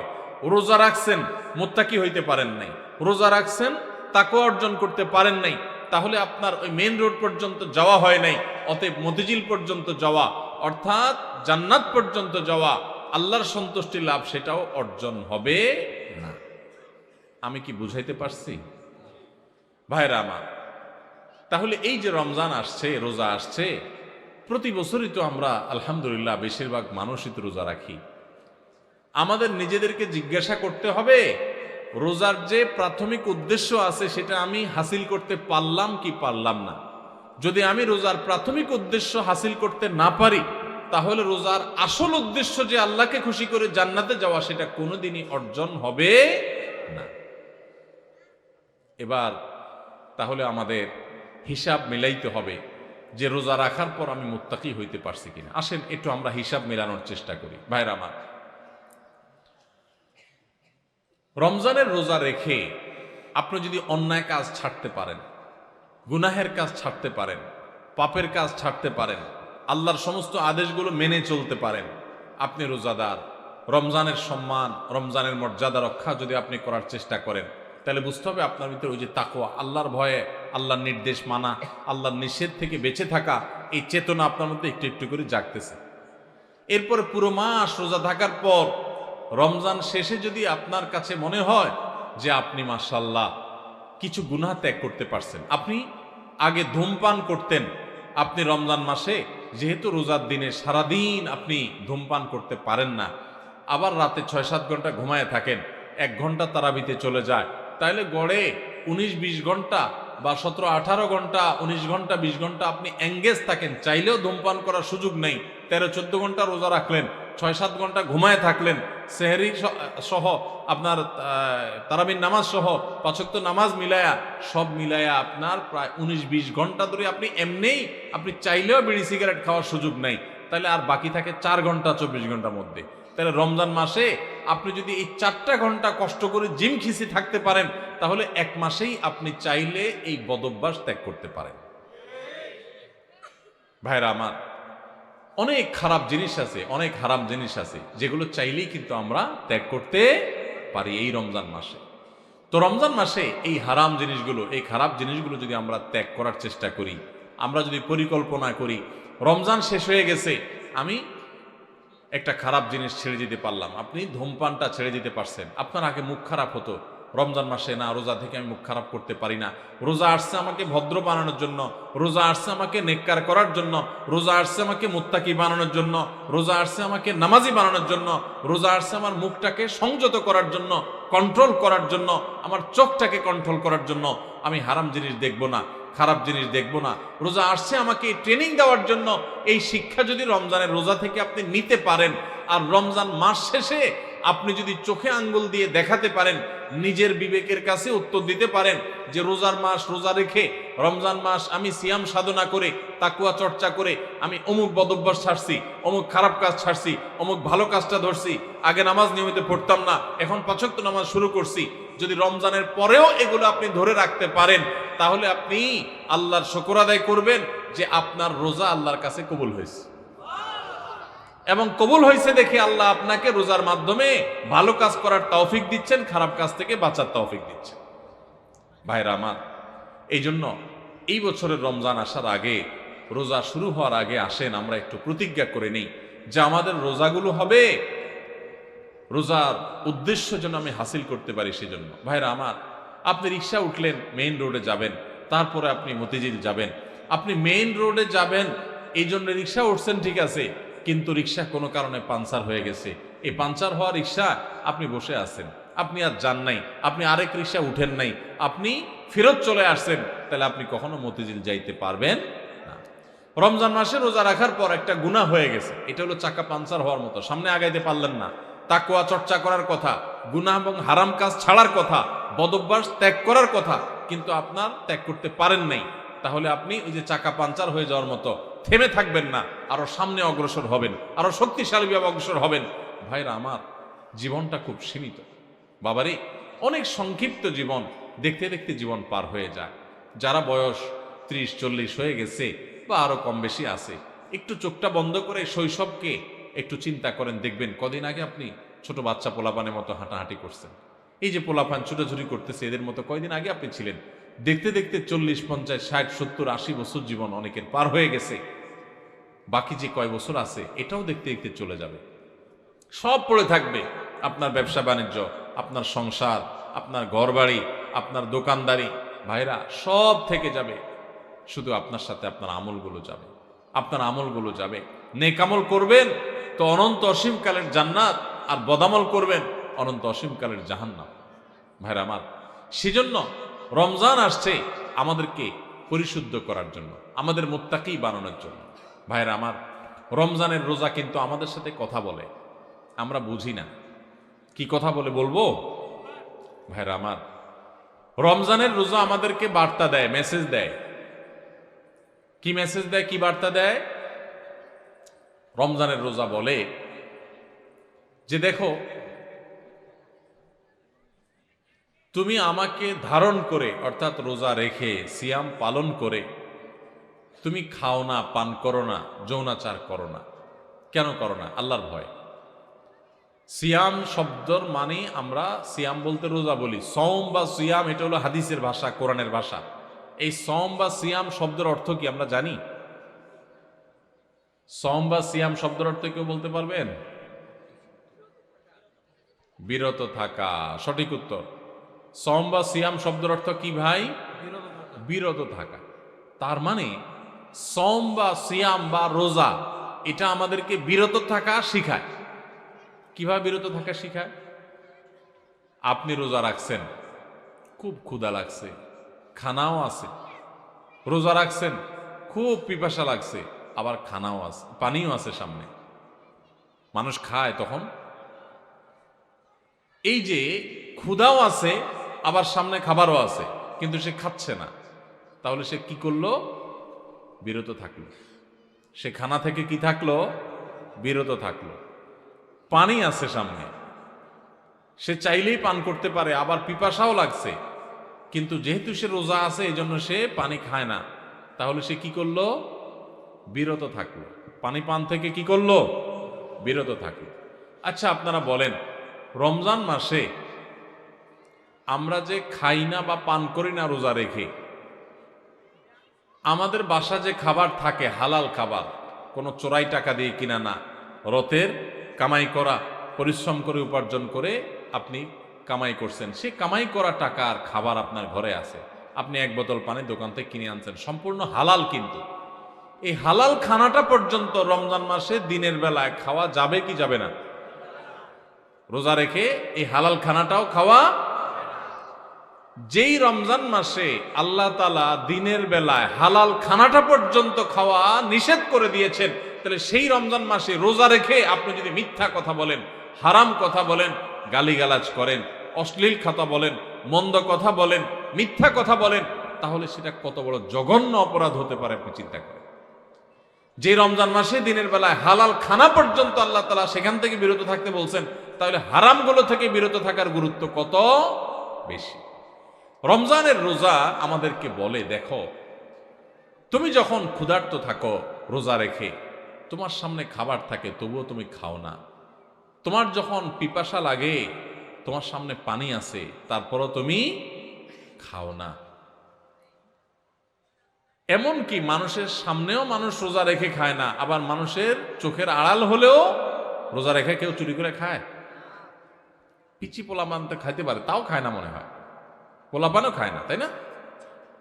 যে লোকটা সবার সাথে চিটারি বাটপারি করে, কথায় কথায় মিথ্যা কথা বলে, সেই লোকটাও যদি রোজা রাখে তো দেখবেন কষ্ট হয়। রুমে একা একা আছে, কেউ নাই, তারপরও সে কি লুকায় পানি খায়? খায় না।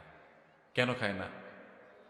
কারণ যেই আল্লাহর জন্য রোজা রাখছে, এই রুমে কেউ না দেখলে কি হবে, সে আল্লাহ দেখে, আল্লাহর ভয়ে সে কিন্তু কিছু খায়। তো রোজা আমাদেরকে বলে, ও রোজাদার, ও আল্লাহর বান্দা, তুমি যে আল্লাহর ভয়ে রোজা রেখে পানিটা খাচ্ছ না, তোমার পিপাসা আছে, খাবারটা নিচ্ছ না, তোমার ক্ষুধা আছে, তারপরও কেউ দেখতেছে না, সিসি ক্যামেরাও নাই, রুমে দরজাও আটকানো, ফ্রিজে খাবার আছে, ঠান্ডা পানি আছে, সবকিছু আছে, ক্ষুধা তৃষ্ণাও আছে, তারপরও তুমি খাচ্ছ না, পান করতেছ না, কেউ দেখছে না, তারপরও তুমি করতেছ না কেন? তোমার বিবেককে জিজ্ঞাসা করো।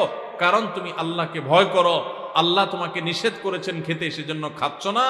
তো তুমি যখন মোবাইলে হারাম জিনিস দেখো, তুমি যখন কারোর হক নষ্ট করো, তুমি যখন কারোর ক্ষতি করো, তুমি যখন একটা গালিগালাজ করো, তুমি যখন কারোর পিছনে সমালোচনা করো, তুমি যখন নামাজ পড়ো না, তুমি যখন গুনাহের কাজ করো, তুমি যখন খারাপ কাজ করো, তখন তোমার বিবেক কেন জাগে না?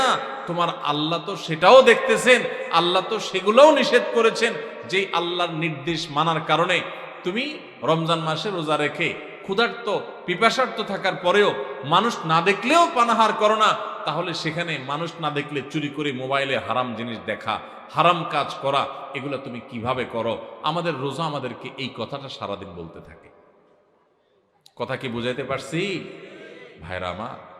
রোজার এই বার্তা, রোজার এই মেসেজ, রোজার এই কথা যদি আমরা বুঝতে পারতাম, তাহলে আমরা মুত্তাকি হয়ে যেতাম। রোজা আমাদেরকে তাকওয়া শিখায় কিভাবে, দেখেন। তাকওয়া মানেই হলো, ওই যে বললাম, আল্লাহর ভয়ে আল্লাহর আদেশগুলো মানা, আল্লাহর নিষেধ থেকে বেঁচে থাকা, যে আমার আল্লাহ দেখছেন। তো রোজার মাসে রোজা রেখে আমরা আল্লাহ দেখছেন এই ভয়ে আমরা পানাহার করি না। রোজার শিক্ষা নিয়ে আমি সকল হারাম কাজ করার সময় এরকম মনে থাকবে যে কেউ না দেখলেও আমার আল্লাহ ঠিকই দেখতেছে, অতএব আল্লাহর ভয়ে আল্লাহ নিষেধ করেছেন এই কাজটা আমি করব না। এটাই হলো রোজার শিক্ষা। ভাইরা আমার, রোজার এই শিক্ষা যদি আমরা গ্রহণ করতে পারি, আমরা যদি মুত্তাকি হইতে পারি, তাহলে রোজা সার্থক। আর যদি সেটা না পারি, তাহলে এই রোজা সার্থক না, এই রোজার উপকারিতা আমরা পাইলাম না। এই রোজা আমাকে মেইন রোড পর্যন্ত নেয় নাই, এই রোজা আমাকে মুত্তাকি বানাই নাই, যেই রোজা আমাকে ভালো মানুষ বানাই নাই, যেই রোজা আমাকে অন্যায় থেকে বাঁচাই নাই, এই রোজা আর উপবাস থাকার মধ্যে খুব বেশি পার্থক্য নাই। আমার কথা না, আমাদের প্রিয় নবী সাল্লাল্লাহু আলাইহি সাল্লামের কথা। তিনি বলেছেন, মাল্লাম ইয়াদা কাওলাজ যুরি ওয়াল আমালি বিহি ফালাইসা লিল্লাহি হাজা আন ইয়াদা তাআমাহু ওয়া শারাবাহু। যে ব্যক্তি রোজা রেখে মিথ্যা কথা ছাড়লো না, মিথ্যা কাজ ছাড়লো না, দুই নম্বরই ছাড়লো না, চিটারি বাটপারি ছাড়লো না, এই ব্যক্তি উপবাস থাকায় আল্লাহর কোনো ঠেকা পড়ে নাই। তার মানে তার রোজা থাকা উপবাস থাকার মতো। এই জন্য ভাইরা, রোজা রেখে সমস্ত অন্যায় কাজ ছাড়বো তো ইনশাআল্লাহ। আল্লাহ আমাদের সবাইকে তৌফিক দান করুন। রোজা থেকে আমরা শিক্ষা গ্রহণ করব, রোজা থেকে আমরা মেসেজ গ্রহণ করব, বার্তা গ্রহণ করব। রোজা আমাদেরকে কি বলে সেটা বোঝার চেষ্টা করব। রোজা আমাদেরকে বলে, বান্দা তুমি এই যে আল্লাহর ভয়ে পানাহার থেকে বিরত থাকতেছো রোজা রেখে, এখান থেকে তোমার তাকওয়ার ট্রেনিং হচ্ছে, তাকওয়ার প্রশিক্ষণ হচ্ছে, যে তোমার চাহিদা আছে, খাবারও সামনে আছে, খাচ্ছ না।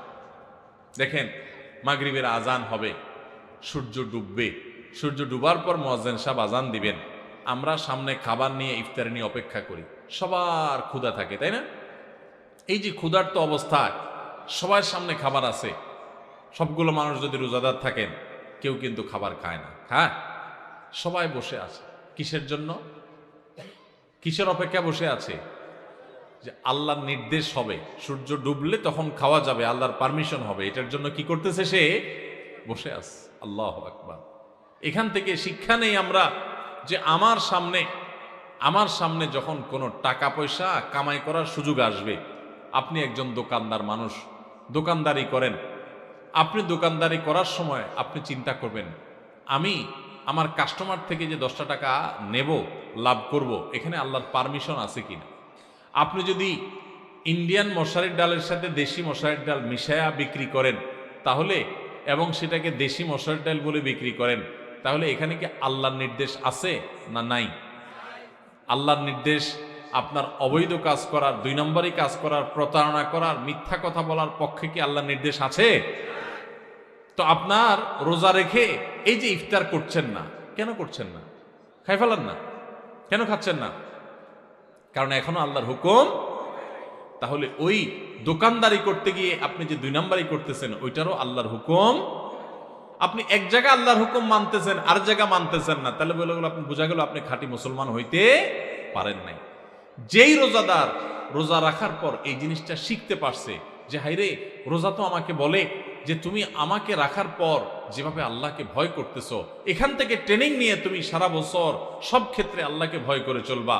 আল্লাহ আমার জন্য হারাম করছেন, আমার কষ্ট হবে, আমার টাকার দরকার, আমার অনেক অভাব আছে, তারপর আমি 2 নম্বর পথে কামাই করব না। আমার অনেক জেদ হয়েছে, আমার অনেক গোস্সা হয়েছে, তারপর মুখ দিয়ে একটা খারাপ কথা বলবো না। আমার গায়ে অনেক জোর আছে, অনেক বাহুতে ক্ষমতা আছে, তারপরে একজনের প্রতি জুলুম করব না। এটাই রোজা আমাদেরকে শিখায়।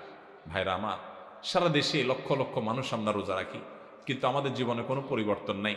আমরা রোজা রাখি, দুর্নীতি করি, রোজা রাখি, ঘুষ খাই, রোজা রেখে আবার আমরা মিথ্যা কথা বলি, রোজা রেখে আমরা আবার চিটারি বাটপারি করি, রোজা রেখে আমরা আবার মানুষের হক নষ্ট করি, রোজা রেখে আমরা অনেকে গালিগালাজ করি, রোজা রেখে আমরা অনেকে মানুষের অধিকার নষ্ট করি। কারণ ওই যে রোজার মর্ম আমরা বুঝতে পারি নাই। ভাইরে, শুধু ইফতার আর সাহরি খাওয়ার নাম রোজা না। ইফতার করা আর সাহরি করার নাম কি না? রোজা না। এটাতে রোজার স্ট্রাকচার দাঁড়ায়, কিন্তু রোজা ফাইনাল হয়, কমপ্লিট হয়, ফিনিশিং হয়, পূর্ণাঙ্গতা পায় যদি রোজা রেখে আপনি মুত্তাকি হইতে পারেন, যদি রোজা রেখে আপনি হারাম কাজ ছাড়তে পারেন, যদি রোজা রেখে আপনি খারাপ কাজ ছাড়তে পারেন। নবী করিম সাল্লাল্লাহু আলাইহি ওয়াসাল্লামের সেই হাদিসের দিকে তাকান, তিনি কি বলেছেন?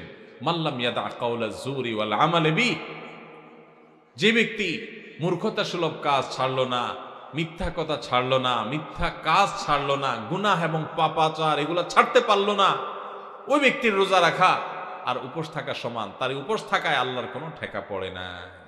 অতএব এই বছরের রমজানে আমরা আসেন আগে থেকে পরিকল্পনা করি, ভাইরা আমার, আল্লাহকে সাক্ষী রেখে আল্লাহর সাথে কথা দেয়, আল্লাহ এত বছর রোজা রাখছি, তোমার রোজার মর্ম বুঝি নাই, এই বছর আমি রোজার মর্মটা একটু বুঝে রোজাটা সঠিকভাবে রাখবো।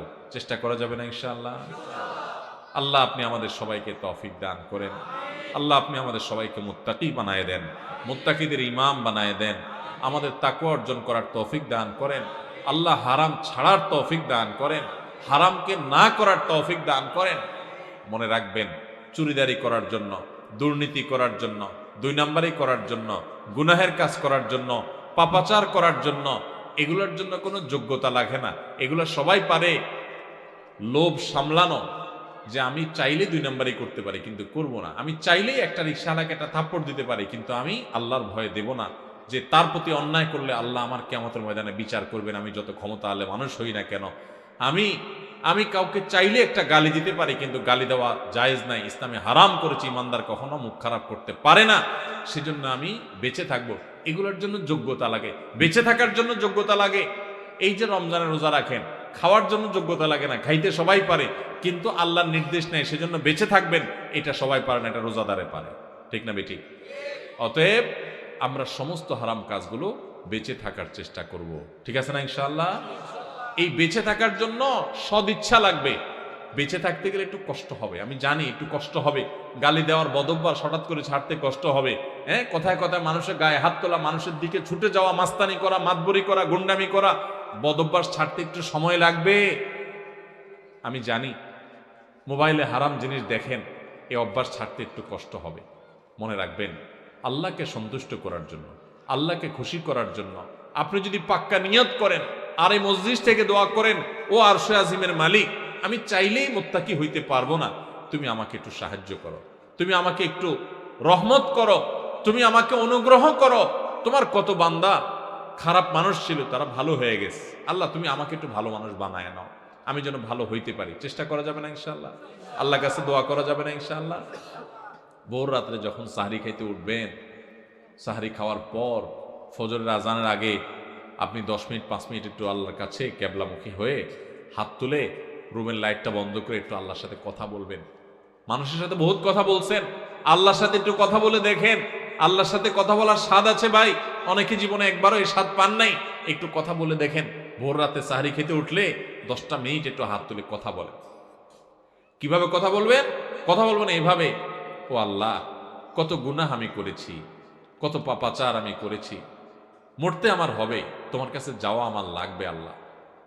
শয়তানের প্ররোচনা করেছি, এই রমজান মাস তুমি কত মানুষকে মাফ করে দাও।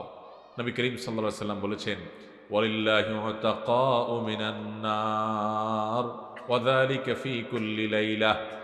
রমজানের প্রত্যেক রাতে আল্লাহ তাআলা অনেক মানুষকে সাধারণ ক্ষমা ঘোষণা করে দেন, যে যাও অমুক অমুক অমুক অমুক, যাও তোমাদেরকে মাফ করে দেওয়া হলো, জাহান্নাম থেকে মুক্ত ঘোষণা করে দেওয়া হলো। আল্লাহ কত মানুষকে আপনি সাধারণ ক্ষমা করে দিবেন। আল্লাহ আপনার সাধারণ ক্ষমা পাওয়ার জন্য কোনো যোগ্যতার দরকার হয় না, আপনি চাইলে যাকে তাকে মাফ করে দিতে পারেন। দুনিয়ার প্রেসিডেন্ট প্রধানমন্ত্রী চাইলে একটা দেশের যাকে তাকে যা খুশি তা দিয়ে দিতে পারে। তাদের যদি ক্ষমতা, তারা তো মানুষ। আল্লাহ আপনি তো মহান সৃষ্টিকর্তা, আপনি তো চাইলে আমার সব অপরাধগুলো মাফ করে আমাকে ফেরেশতা বানায় ফেলতে পারেন, পারেন না আল্লাহ? তো আল্লাহ আপনি আমাকে মাফ করে দেন। একটু আল্লাহর সাথে কথা বলবেন, একটু দোয়া করবেন, একটু চোখের পানি ফেলবেন, একটু সেজদায় যে আল্লাহর সাথে কথা বলবেন, একা একা কথা বলবেন, আড্ডাবাজি করবেন না শুধু। আজকাল আমরা ইফতার নিয়ে আড্ডাবাজি করি, এখন আরেকটা বাইরে হয়েছে সাহারি পার্টি, আছে না নাই? সাহারির সময় বসে বসে আড্ডা মারে, টেলিভিশন দেখে। আমরা টেলিভিশনে প্রোগ্রাম করি, এগুলো যারা টেলিভিশন দেখে তাদের জন্য না, যারা সারাদিন খারাপ জিনিস দেখে তারা যাতে অল্প কিছু সময় হইলেও খারাপ জিনিস না দেখে, সেজন্য, আপনাদের জন্য না। এই জন্য সাহারির সময় কোনো টিভি অনুষ্ঠানও দেখবেন না। আপনি কি করবেন? আপনি ওই সময় দোয়া করবেন, চোখের পানি ফেলবেন। ভাইরে, এই সুযোগ গত বছর রমজানে অনেকে পাইছে, এই বছর তারা মাটির নিচে চলে গেছে। আপনি এই সুযোগ এবার রমজানে এই মজলিসে আছেন, হয়তো এই মজলিস থেকে অনেকে আছেন রমজানের আগে দুনিয়া থেকে চলে যাবেন, পাবেন না। নিয়ত করে নেন, যদি আমি পাই তাহলে আমি এবারের রমজান মাসে একটা গুনার কাজও করব না। নিয়ত করা যায় না? আপনি যদি নিয়ত করেন আর মৃত্যু যদি আপনার রমজানের আগে হয়ে যায়, তো আপনার পাক্কা নিয়তের কারণে আল্লাহ তাআলা আপনাকে গোটা রমজান জুড়ে ইবাদত করলে, গুনাহ ত্যাগ করলে যে সওয়াব পাইতেন, তা আপনার আমলনামায় অটোমেটিক জমা করে দিবে। এই জন্য ভাই, এইবারের রমজানে আমরা কোনো গুনাহের কাজ করব না ইনশাআল্লাহ। আমার এই মুখ আমি তালা মেরে দিব, আমার এই চোখ দিয়ে আমি মোবাইলে টেলিভিশনে খারাপ কিছু দেখব না। রাস্তা যখন হাঁটবো, মেয়েদের সৌন্দর্য দেখে দেখে মনে মনে খারাপ চিন্তা করব, আমি সে হারাম কাজ করব না। নিজের চোখকে আমি সংযত করে ফেলবো আল্লাহর ভয়ে। আমার উপার্জনটা হবে হালাল, আমার কাজকর্ম হবে সব ঠিকঠাক মতো, কারণ রমজান মাস তাকওয়ার মাস, রমজান মাস ভালো কাজ করার মাস, রমজান মাস হারাম কাজ ছাড়ার মাস, তাকওয়ার মাস। আগেই বলছি, রমজানের রোজার উদ্দেশ্যই হলো তাকওয়া অর্জন করা। আপনি তাকওয়াই যদি অর্জন করতে না পারেন, এই রোজা রাখার কোনো মানে নাই। এই জন্য শুধু ইফতার আর সাহরি না, শুধু না খেয়ে থাকা না, শুধু পানি পান না করা না, শুধু যৌনতা বর্জন না, সকল পাপাচার বর্জন করার ট্রেনিং নিতে হবে রমজান থেকে। রমজান চলে যাবে, আমার অভ্যাস পরিবর্তন হবে না। রমজান চলে যাবে, আমার গুনাহ ছাড়া হবে না। রমজান চলে যাবে, আমি মুত্তাকি হব না। এই রমজান কখনো সফল বা সার্থক রমজান হতে পারে না। তাহলে আমরা সবাই এই বছরের রমজানটাকে ভিন্নভাবে কাটাবো তো ইনশাআল্লাহ। এখন থেকে ভাই একটু পরিকল্পনা করে ফেলি। যার ধূমপানের বদভ্যাস আছে, আমি এই রমজান মাস ধূমপান করব না। 1 মাস যদি আপনি ছাড়তে পারেন, 1 মাস পরে শয়তান এসে আপনাকে ঈদের দিন বলবে, রমজান তো গেছে, এবার ধর। আপনি শয়তানরে বলবেন, 30 দিন যদি এই বদভ্যাস আমি ছাড়তে পারি এবং আমার কোনো অসুবিধা না হয়, তাহলে এখনো আমি পারবো। হিম্মত করে যদি আপনি একটু ছাড়তে পারেন, আর ওই বিড়ি খান না, লোকজন সিগারেট খান না, বন্ধু বান্ধব ত্যাগ করে যারা এগুলো খায় না তাদের সাথে উঠা বসা শুরু করে দেন, দেখবেন আপনার বদভ্যাস দূর হয়ে গেছে ইনশাআল্লাহ। ভাইরা আমার, কতকাল আমরা গুনাহ করতে থাকবো বলেন? আলাম ইয়ানি লিল্লাযীনা আমানু আন তাখশা কুলুবুহুম লিযিকরিল্লাহ। আল্লাহর স্মরণে, আল্লাহর ভয়ে অন্তরগুলো নরম হওয়ার সময় ইমানদারদের কি এখনো আসে নাই? কবর ডাকছে প্রতিদিন। কত মানুষ আপনার আমার বয়সে চলে যাচ্ছে। এই যে বেইলি রোডের আগুনে 46 জন মানুষ পুড়ে ছাই হয়ে গেছে, হ্যাঁ, একদিন আগে মাত্র আমাদের চোখের সামনে। ভাই আমার, আপনি যে ঘুমায় থাকেন রাতে, আমি যে ঘুমায় থাকি রাতে, ওই রাতে ভূমিকম্পে, একটা অগ্নিকাণ্ডে, একটা দুর্ঘটনায় মুহূর্তের ভিতরে যে আমি ছাই হয়ে যাব না, কোনো গ্যারান্টি আছে? ওই 46 জন মানুষ যারা আগুনে পড়ে ছাই হয়ে গেছে, তাদের মধ্যে অনেকেই আপনার মতো এরকম পরিকল্পনা ছিল যে সে এটা করবে, সে ওইটা করবে, হ্যাঁ, সে অমুকের সাথে আড্ডা মারবে, হোস্টেল থেকে আপনার রেস্টুরেন্ট থেকে বের হয়ে এসে সে অমুক কাজ করবে, পরের দিন তমুক কাজ করবে। কত প্ল্যান প্রোগ্রাম ছিল, তাই না? কোথায় এখন প্ল্যান প্রোগ্রাম? আহা, মৃত্যু আমাদের প্রত্যেকটা মানুষকে প্রতিদিন মেসেজ দেয়, কিন্তু আমরা গ্রহণ করি না। আল্লাহ রাব্বুল আলামিন আপনাকে আমাকে আমাদের সবাইকে মুত্তাকি হওয়ার তৌফিক দান করুন। সবাইকে আল্লাহ তাআলা নেককার হওয়ার তৌফিক দান করুন। আল্লাহর ইমানদার বান্দা হওয়ার তৌফিক দান করুন। তাহলে ভাইরা, আমরা এই রমজান উপলক্ষে কে কোন বদভ্যাস ছাড়বো এখন থেকে পরিকল্পনা করি। যার মুখ খারাপ বদভ্যাস আছে, মুখ খারাপ করবো না। মুখ খারাপ হলে নিজের প্রতি নিজের শাসন করব, যে আমি রোজা থেকে কেন মুখ খারাপ করলাম, তাহলে এটার শাস্তি স্বরূপ আমি 2 রাকাত নফল নামাজ পড়বো। এটার শাস্তি স্বরূপ আমি 200 টাকা গরিব মানুষকে দিয়ে দিব। এটার শাস্তি স্বরূপ আমি আল্লাহর কাছে 10 মিনিট ধরে ইস্তেগফার করতে থাকবো। এরকম যদি করেন তো দেখবেন আপনার আর ওই বদভ্যাসটা আসবে না। শয়তান দেখবেন আপনাকে আর প্ররোচনা করবে না। চেষ্টা করা যাবে না ইনশাআল্লাহ? তাহলে ভাই, ভিতরে ভিতরে পরিকল্পনা করে ফেলি যে কে কোন বদভ্যাস ছাড়বো, ঠিক আছে না?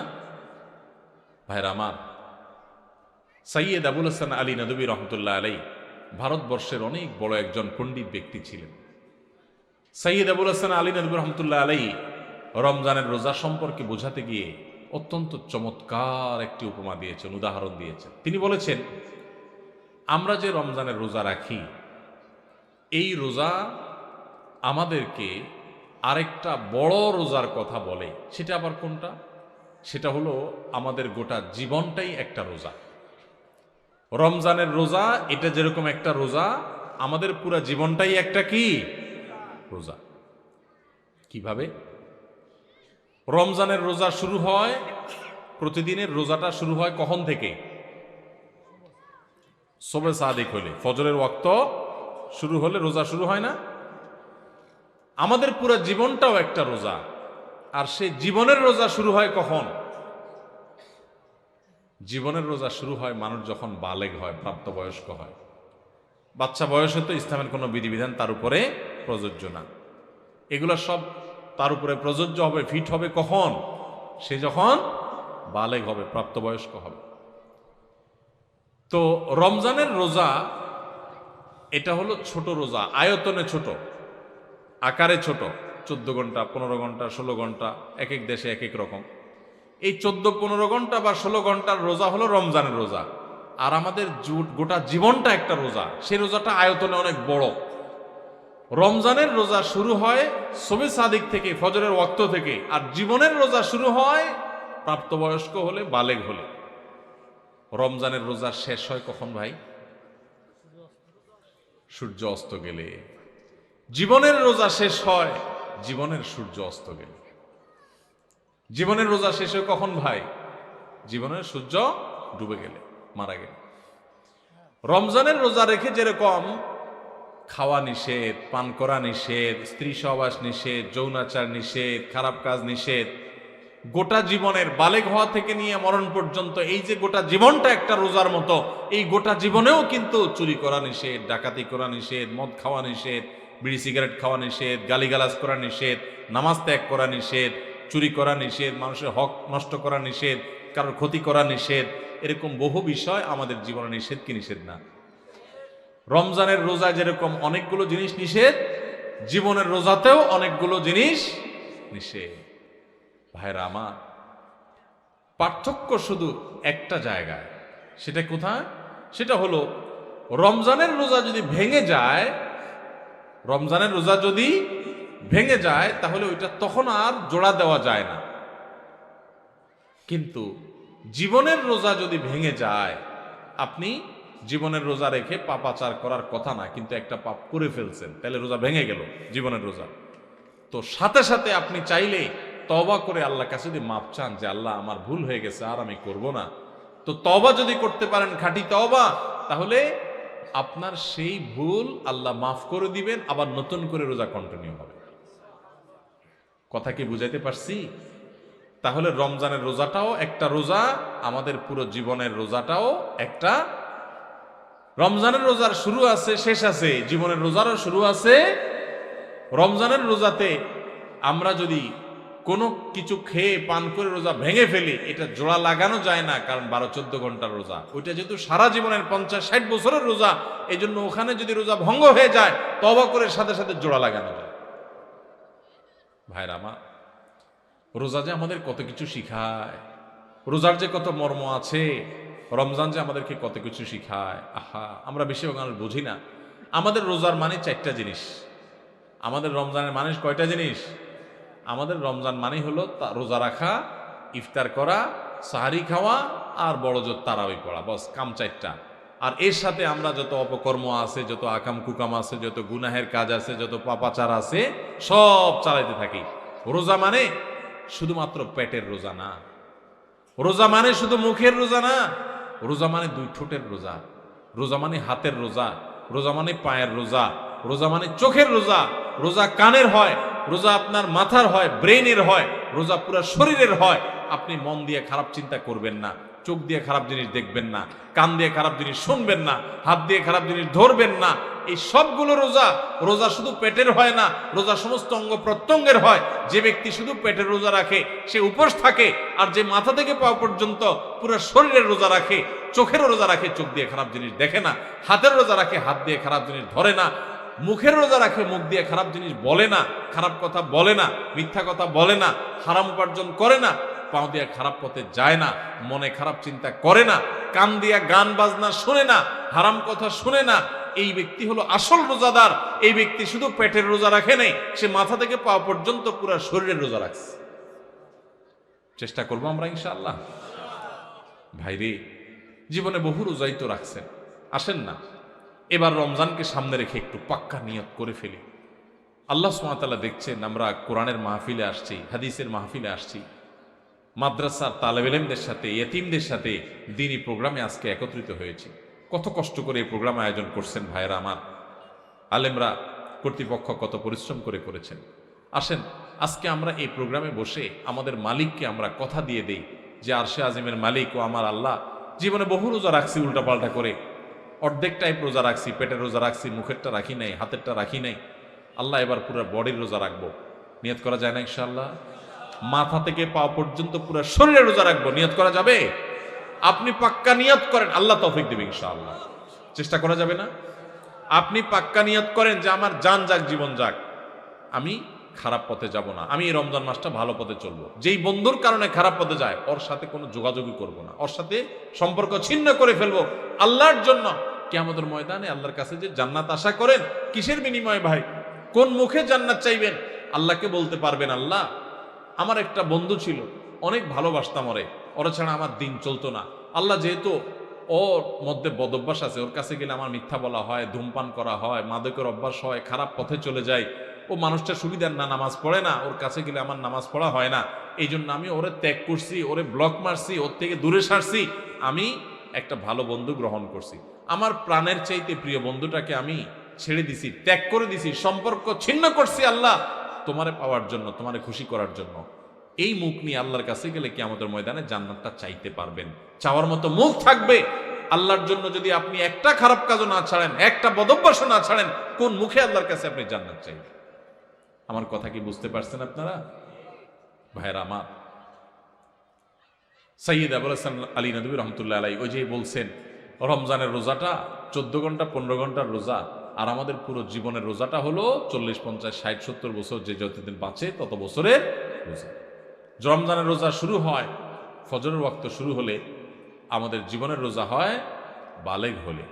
রমজানের রোজা শেষ হয় সূর্য ডুবে গেলে, জীবনের রোজা শেষ হয় জীবনের সূর্য ডুবে গেলে। তাহলে শুধু রমজানের রোজাই রোজা নয়, এই রোজা আমাদেরকে বলে, ও রোজাদার, আমি তো ছোট রোজা, আয়তনে ছোট, তোমার পুরা জীবনটাই তো একটা কি রোজা। রোজা রেখে যেরকম তুমি খাইতে পারো না, পান করতে পারো না, তোমার গোটা জীবনভর তুমি নামাজ ত্যাগ করতে পারো না, হারাম কাজ করতে পারো না, সেখানে অনেক কিছু নিষেধ আছে। আচ্ছা ভাই, রমজানের রোজা যদি কেউ ভেঙে ফেলে, রোজা রাখছে একজনে, রাখার পরে 10টা, 11টা, 12টার দিকে ভেঙে ফেলছে। বিশেষ করে বাসা বাড়িতে পোলাপান যখন 8-10 বছরের পোলাপান থাকে, রোজার অভ্যাস করে, তাই না? আজকাল অবশ্য অনেক অভিভাবক আছে পোলাপানরে রোজা রাখায় না, বরং পোলাপান রোজা রাখার জন্য কান্নাকাটি করে, আমি সাহারি খাবো, আমার ভোর রাতে ডাকি দিও। বাপ মা বরং বলে, না না দরকার নাই, তোমার কষ্ট হবে। ঠিক না বেঠিক? আমাদের বাপ মা যারা আমাদের বয়সী আছেন, যারা 40, 45, 50 বছর বা আরো বেশি বয়স পাইছেন, আপনাদের ছোটবেলার কথা চিন্তা করেন তো। ছোটবেলায় আপনাদের রোজা রাখার জন্য বলা লাগতো না, মা বাপ বরং ডেকে ডেকে উঠে রোজা রাখাইত। আর এখন বাপ মা পোলাপান রে এত আদর করে, রোজা রাখতে দেয় না। বাবা, রোজা রাখলে তোমার শরীর খারাপ হবে। আমি বলি, শুনেন, পোলাপানকে এইরকম অতিরিক্ত আদর করে, আদর করা ভালো, কিন্তু অতিরিক্ত আদর করে পোলাপানকে এক একটাকে ফার্মের মুরগি বানাইতেছেন। সব পোলাপান আজকাল কিসের মতো হয়? ফার্মের মুরগির মতো, নাদুস নুদুস, কিন্তু না বুদ্ধি শুদ্ধি আছে, না শরীরে সেরকম শক্তি। আমরা ছোট থাকতে এই সমস্ত পোলাপানের চাইতে বহুত বেশি শক্তি ছিল, আলহামদুলিল্লাহ। দৌড়াদৌড়ি করতে পারতাম, ছোটাছুটি করতে পারতাম, গোল্লা চোট খেলতে পারতাম। এখন পোলাপান, শহরের পোলাপান গ্রামের পোলাপানের সাথে লাগাই দেন, পিঠে ভূত বানায় ফেলেন। অতিরিক্ত আদর করে আপনি ছেলেকে ধ্বংস করছেন। মনে রাখবেন, ভোগ করার জন্য যোগ্যতা লাগে না। ভোগ তো গরু ছাগলও করতে পারে, কুকুর শুকুরও করতে পারে, পশু পাখিও করতে পারে। ভোগ করার জন্য যোগ্যতার প্রয়োজন হয় না, ত্যাগ করার জন্য যোগ্যতার প্রয়োজন হয়। বাচ্চাকে ত্যাগ শিখান, ভোগ শিখানোর দরকার নাই। ওর জীবনে সবকিছু ব্যাটে বলে হয়ে যাবে, জীবনে সবকিছু মসৃণ হয়ে যাবে, এটা জরুরি না। অনেক কিছু তার জীবনে বাধা আসবে। তাকে কষ্ট করা শিখান, তাকে পরিশ্রম করা শিখান, তাকে ত্যাগ করা শিখান। ক্ষুধার যে কি কষ্ট এটা তাকে বুঝান, তাহলে গরিব মানুষদের কষ্ট সে বুঝবে, সে গরিবদের পাশে দাঁড়াবে। আর শুধুমাত্র সারাদিন খাওয়াইয়া পড়াইয়া ওরে ফার্মের মুরগির মতো বানাবেন, ওর নাদুস নুদুস সবে ঠিক আছে, কিন্তু ত্যাগ শিখবে না, সে মানুষের কষ্ট বুঝবে না। মানুষের কষ্ট যখন বুঝবে না, এই বাচ্চা বড় হয়ে তার বাপমার কষ্ট সে বুঝবে না। ঘরে ঘরে আজ অমানুষ তৈরি হচ্ছে, এই জন্য মা বাপ তাদেরকে স্যাক্রিফাইস শিখায় না। মনে রাখবেন, রোজা রাখলে বাচ্চা মরে যাবে না। পৃথিবীতে একটা ঘটনা ঘটে নাই যে রোজা রাখে, রোজা রাখার কারণে বাচ্চা 10 বছর 12 বছরের কিশোর রোজা রাখছে তাই মরে গেছে। শুনছেন কোনোদিন আপনারা? মরবে না। বরং রোজার কারণে মানুষ স্বাস্থ্যগতভাবে আরো ভালো থাকে, আরো ভালো থাকে। যদি স্বাস্থ্যের ক্ষতিও হয় তো আমার আল্লাহর জন্য আমি করব। এই বাচ্চা একসময় রোজা রাখা শিখবে। অভ্যাস যদি না করান তাহলে সে শিখবে না। এই অমানুষ হয়ে কিয়ামতের ময়দানে আপনাকে টেনে টেনে এই বাচ্চা জাহান্নামে নিবে, যে আমার মা বাপ আমাকে দুনিয়াতে বহু কিছু শিখাইছে, রোজা শিখাই নাই, নামাজ শিখাই নাই। তো যাই হোক, যেটা বলতেছিলাম, 8-10 বছরের বাচ্চা, কিশোর পোলাপান, একটা বাসায় যদি 2টা ছেলে রোজা রাখে, ধরেন 2টা বাচ্চা আপনার, একটার বয়স 8 আর একটা বয়স 10, দোনোটা মিলে রোজা রাখছে। রোজা রাখার পর সাধারণত একটু বয়স যেগুলোর বেশি হয়, মানে 10-12 এরকম, তাদের মধ্যে ওই যে বাদরামিটা শুরু হয়, বাদরামি দুষ্টামিটা শুরু হয়। তো এই দুইজনের মধ্যে মনে করেন বড় ছেলেটা সকাল 10টা-11টার দিকে প্যান প্যান করা শুরু করছে মায়ের পিছে পিছে, আম্মু আমার ক্ষুধা লাগছে, আমি রোজাটা ভেঙে ফেলি, আমার কিছু খাইতে ইচ্ছা করে, আমি আর পারতেছি না, গলা শুকিয়ে আসতেছে। মনে করেন ও একটু প্যান প্যান শুরু করছে, বাপের পিছে, মায়ের পিছে, দাদির পিছে, সবার পিছে পিছে ঘুরে। তো বাপমা যখন দেখে যে অনেক বেশি জ্বালাতন করতেছে, তো প্রথম হয়তো বোঝানোর চেষ্টা করে, একটু কষ্ট করো, একটু সবর করো। যখন দেখে না ও বেসবর মানবেই না, তখন বাপমা যদি বলে ঠিক আছে, আচ্ছা যা খা, তাহলে ও রোজাটা ভেঙে ফেললো, মনে করেন 10 বছরটা রোজাটা ভেঙে ফেললো, 8 বছরটা মনে করেন রোজাটা কষ্ট হচ্ছে তারপরও সে রাখছে, এরকম হয় না অনেক সময় ঘরে? আচ্ছা, যে রোজাটা ভেঙে ফেলছে ওর ভাগ্যে কি খানা জোটে? 10টা 11টার দিকে রোজা ভাঙছে, মনে করেন 12টার দিকে রোজা ভাঙছে, তখন তার ভাগ্যে কি খানা জোটে? মুসলমানের ঘরে রমজান মাসে সকাল 10টা 11টা কি ধরনের খানা থাকে? গরম ভাত থাকে না? কি থাকে? বাসি ভাত। আর সাহারিতে যে মাছ রান্না করা হয়েছে একদম পেটির টুকরা, ভালো ভালো টুকরাগুলো সব থাকে, থাকে লেঞ্জা, মাথা, হ্যাঁ, ছোটখাটো টুকরা, কাঁটা কুটা, এগুলা বাসি তরকারি, তাই না? আর গোশতের পাতিলেরও একই অবস্থা, বাইসা বুইসা সব সাহারিতে খায়া হাড্ডি হুড্ডি চর্বি চারবি এগুলা থাকে। যেই ছেলেটা রোজা ভাঙে ও কিন্তু খাইতে পারে, এটা ঠিক যে ও খাইছে, খায়া পেটটা ভরে ফেলছে, ও এখন খুব সুখে আছে, কিন্তু কি খায়া পেট ভরছে? বাসি খাবার খাইলো, তাই না? বাসি খাবার খায়া এবার ও লাফাচ্ছে, দৌড়াচ্ছে, খেলতেছে, কারণ ও তো খাইছে, পানি পান করছে, রোজা ভেঙে ফেলছে, ও তো এখন সুখ। আর ছোট যেটা 8 বছরের, ওর কি অবস্থা হয়? কথা বলেন, ওর অবস্থা কি? সময় যত বাড়তে থাকে তার কষ্ট বাড়তে থাকে, 12টা বাজে, 1টা বাজে, 2টা বাজে, আস্তে আস্তে মুখটা শুকায় আসে। খেয়াল করেন না? মুখটা শুকায় আসে, ছোট মানুষ, বলতেও পারে না, সইতেও পারে না, এদিকে রোজা আছে। আস্তে আস্তে যখন 2টা বাজে, 3টা বাজে, 4টা বাজে, বিকাল হইতে থাকে, এবার এই বাচ্চার চেহারাটা যখন ফ্যাকাশে হয়ে আসে, সে যখন কষ্ট করে, এবার তার বাপ দেখলে তাকে বলে, আব্বু এই তো আর 3 ঘন্টা। হ্যাঁ, মা দেখে বলে, বাবা এই তো আসর আজান হয়ে গেছে, দেখতে দেখতে মাগরিব হয়ে যাবে, আর একটু। দাদি ডাইকা বলে যে, নাতি এই তো শেষ, দেখতে দেখতে পার হয়ে যাবে। কত কষ্ট করছে, আরে আমার নাতিটা। আদর শুরু হয়ে যায় কিন্তু, তাই না? এরপর যখন ইফতারের সময় কাছাকাছি হয়, বিশেষ করে গ্রামাঞ্চলে যারা থাকেন তারা একটু গ্রামের চিত্রটা চিন্তা করেন তো কেমন হয়। যখন ইফতারের সময় কাছাকাছি হয় তখন ওই যেটা 10টা 11টা 12টা রোজা ভাঙে ফেলে যে খুব লাভবান হয়েছে তা না, বাসিখানা খাইছে। এখন সে যখন মা গরম গরম ইফতার বানায়া শরবত বানায়া সব টেবিলে এনে সাজানো শুরু করে, ও আশেপাশে যখন গুড়গুড় করে, ওই যে ভাঙছে রোজা, ওইটা যখন গুড়গুড় করে একটু তাকায়, মা দেয় ধমক, যা হাঁস ধর, মোরগ ধর, বাবুটা কাঁদতেছে, চোখে দেখোস না, ওরে রাখ, কারণ তুমি তো রোজা ভাঙছো চান্দু, তুমি বাসি খায় এত পেট ভরছো, তোমার তো এখন ইফতারের জন্য এত লালায়িত হওয়ার কথা নেই, তাড়াহুড়া নেই, যাও বাচ্চারা ধরো, যাও তাড়াতাড়ি একটা মোমবাতি নিয়ে আসো, কারেন্ট চলে গেলে জ্বালাইতে হবে। তাহলে ও রোজা ভাঙে একটু বাসি খানা খাইছে একটু বাসি খানা, কিন্তু এখন দৌড়ানি খায়, বিকালে কি খায়? দৌড়ানি খায়। আর যেই ছেলেটা ছোট মানুষ রোজা রাখছে, মুখটা শুকায় গেছে, আর আধা ঘন্টা বাকি আছে সূর্য ডুবার, ওর কি অবস্থা হয় বলেন?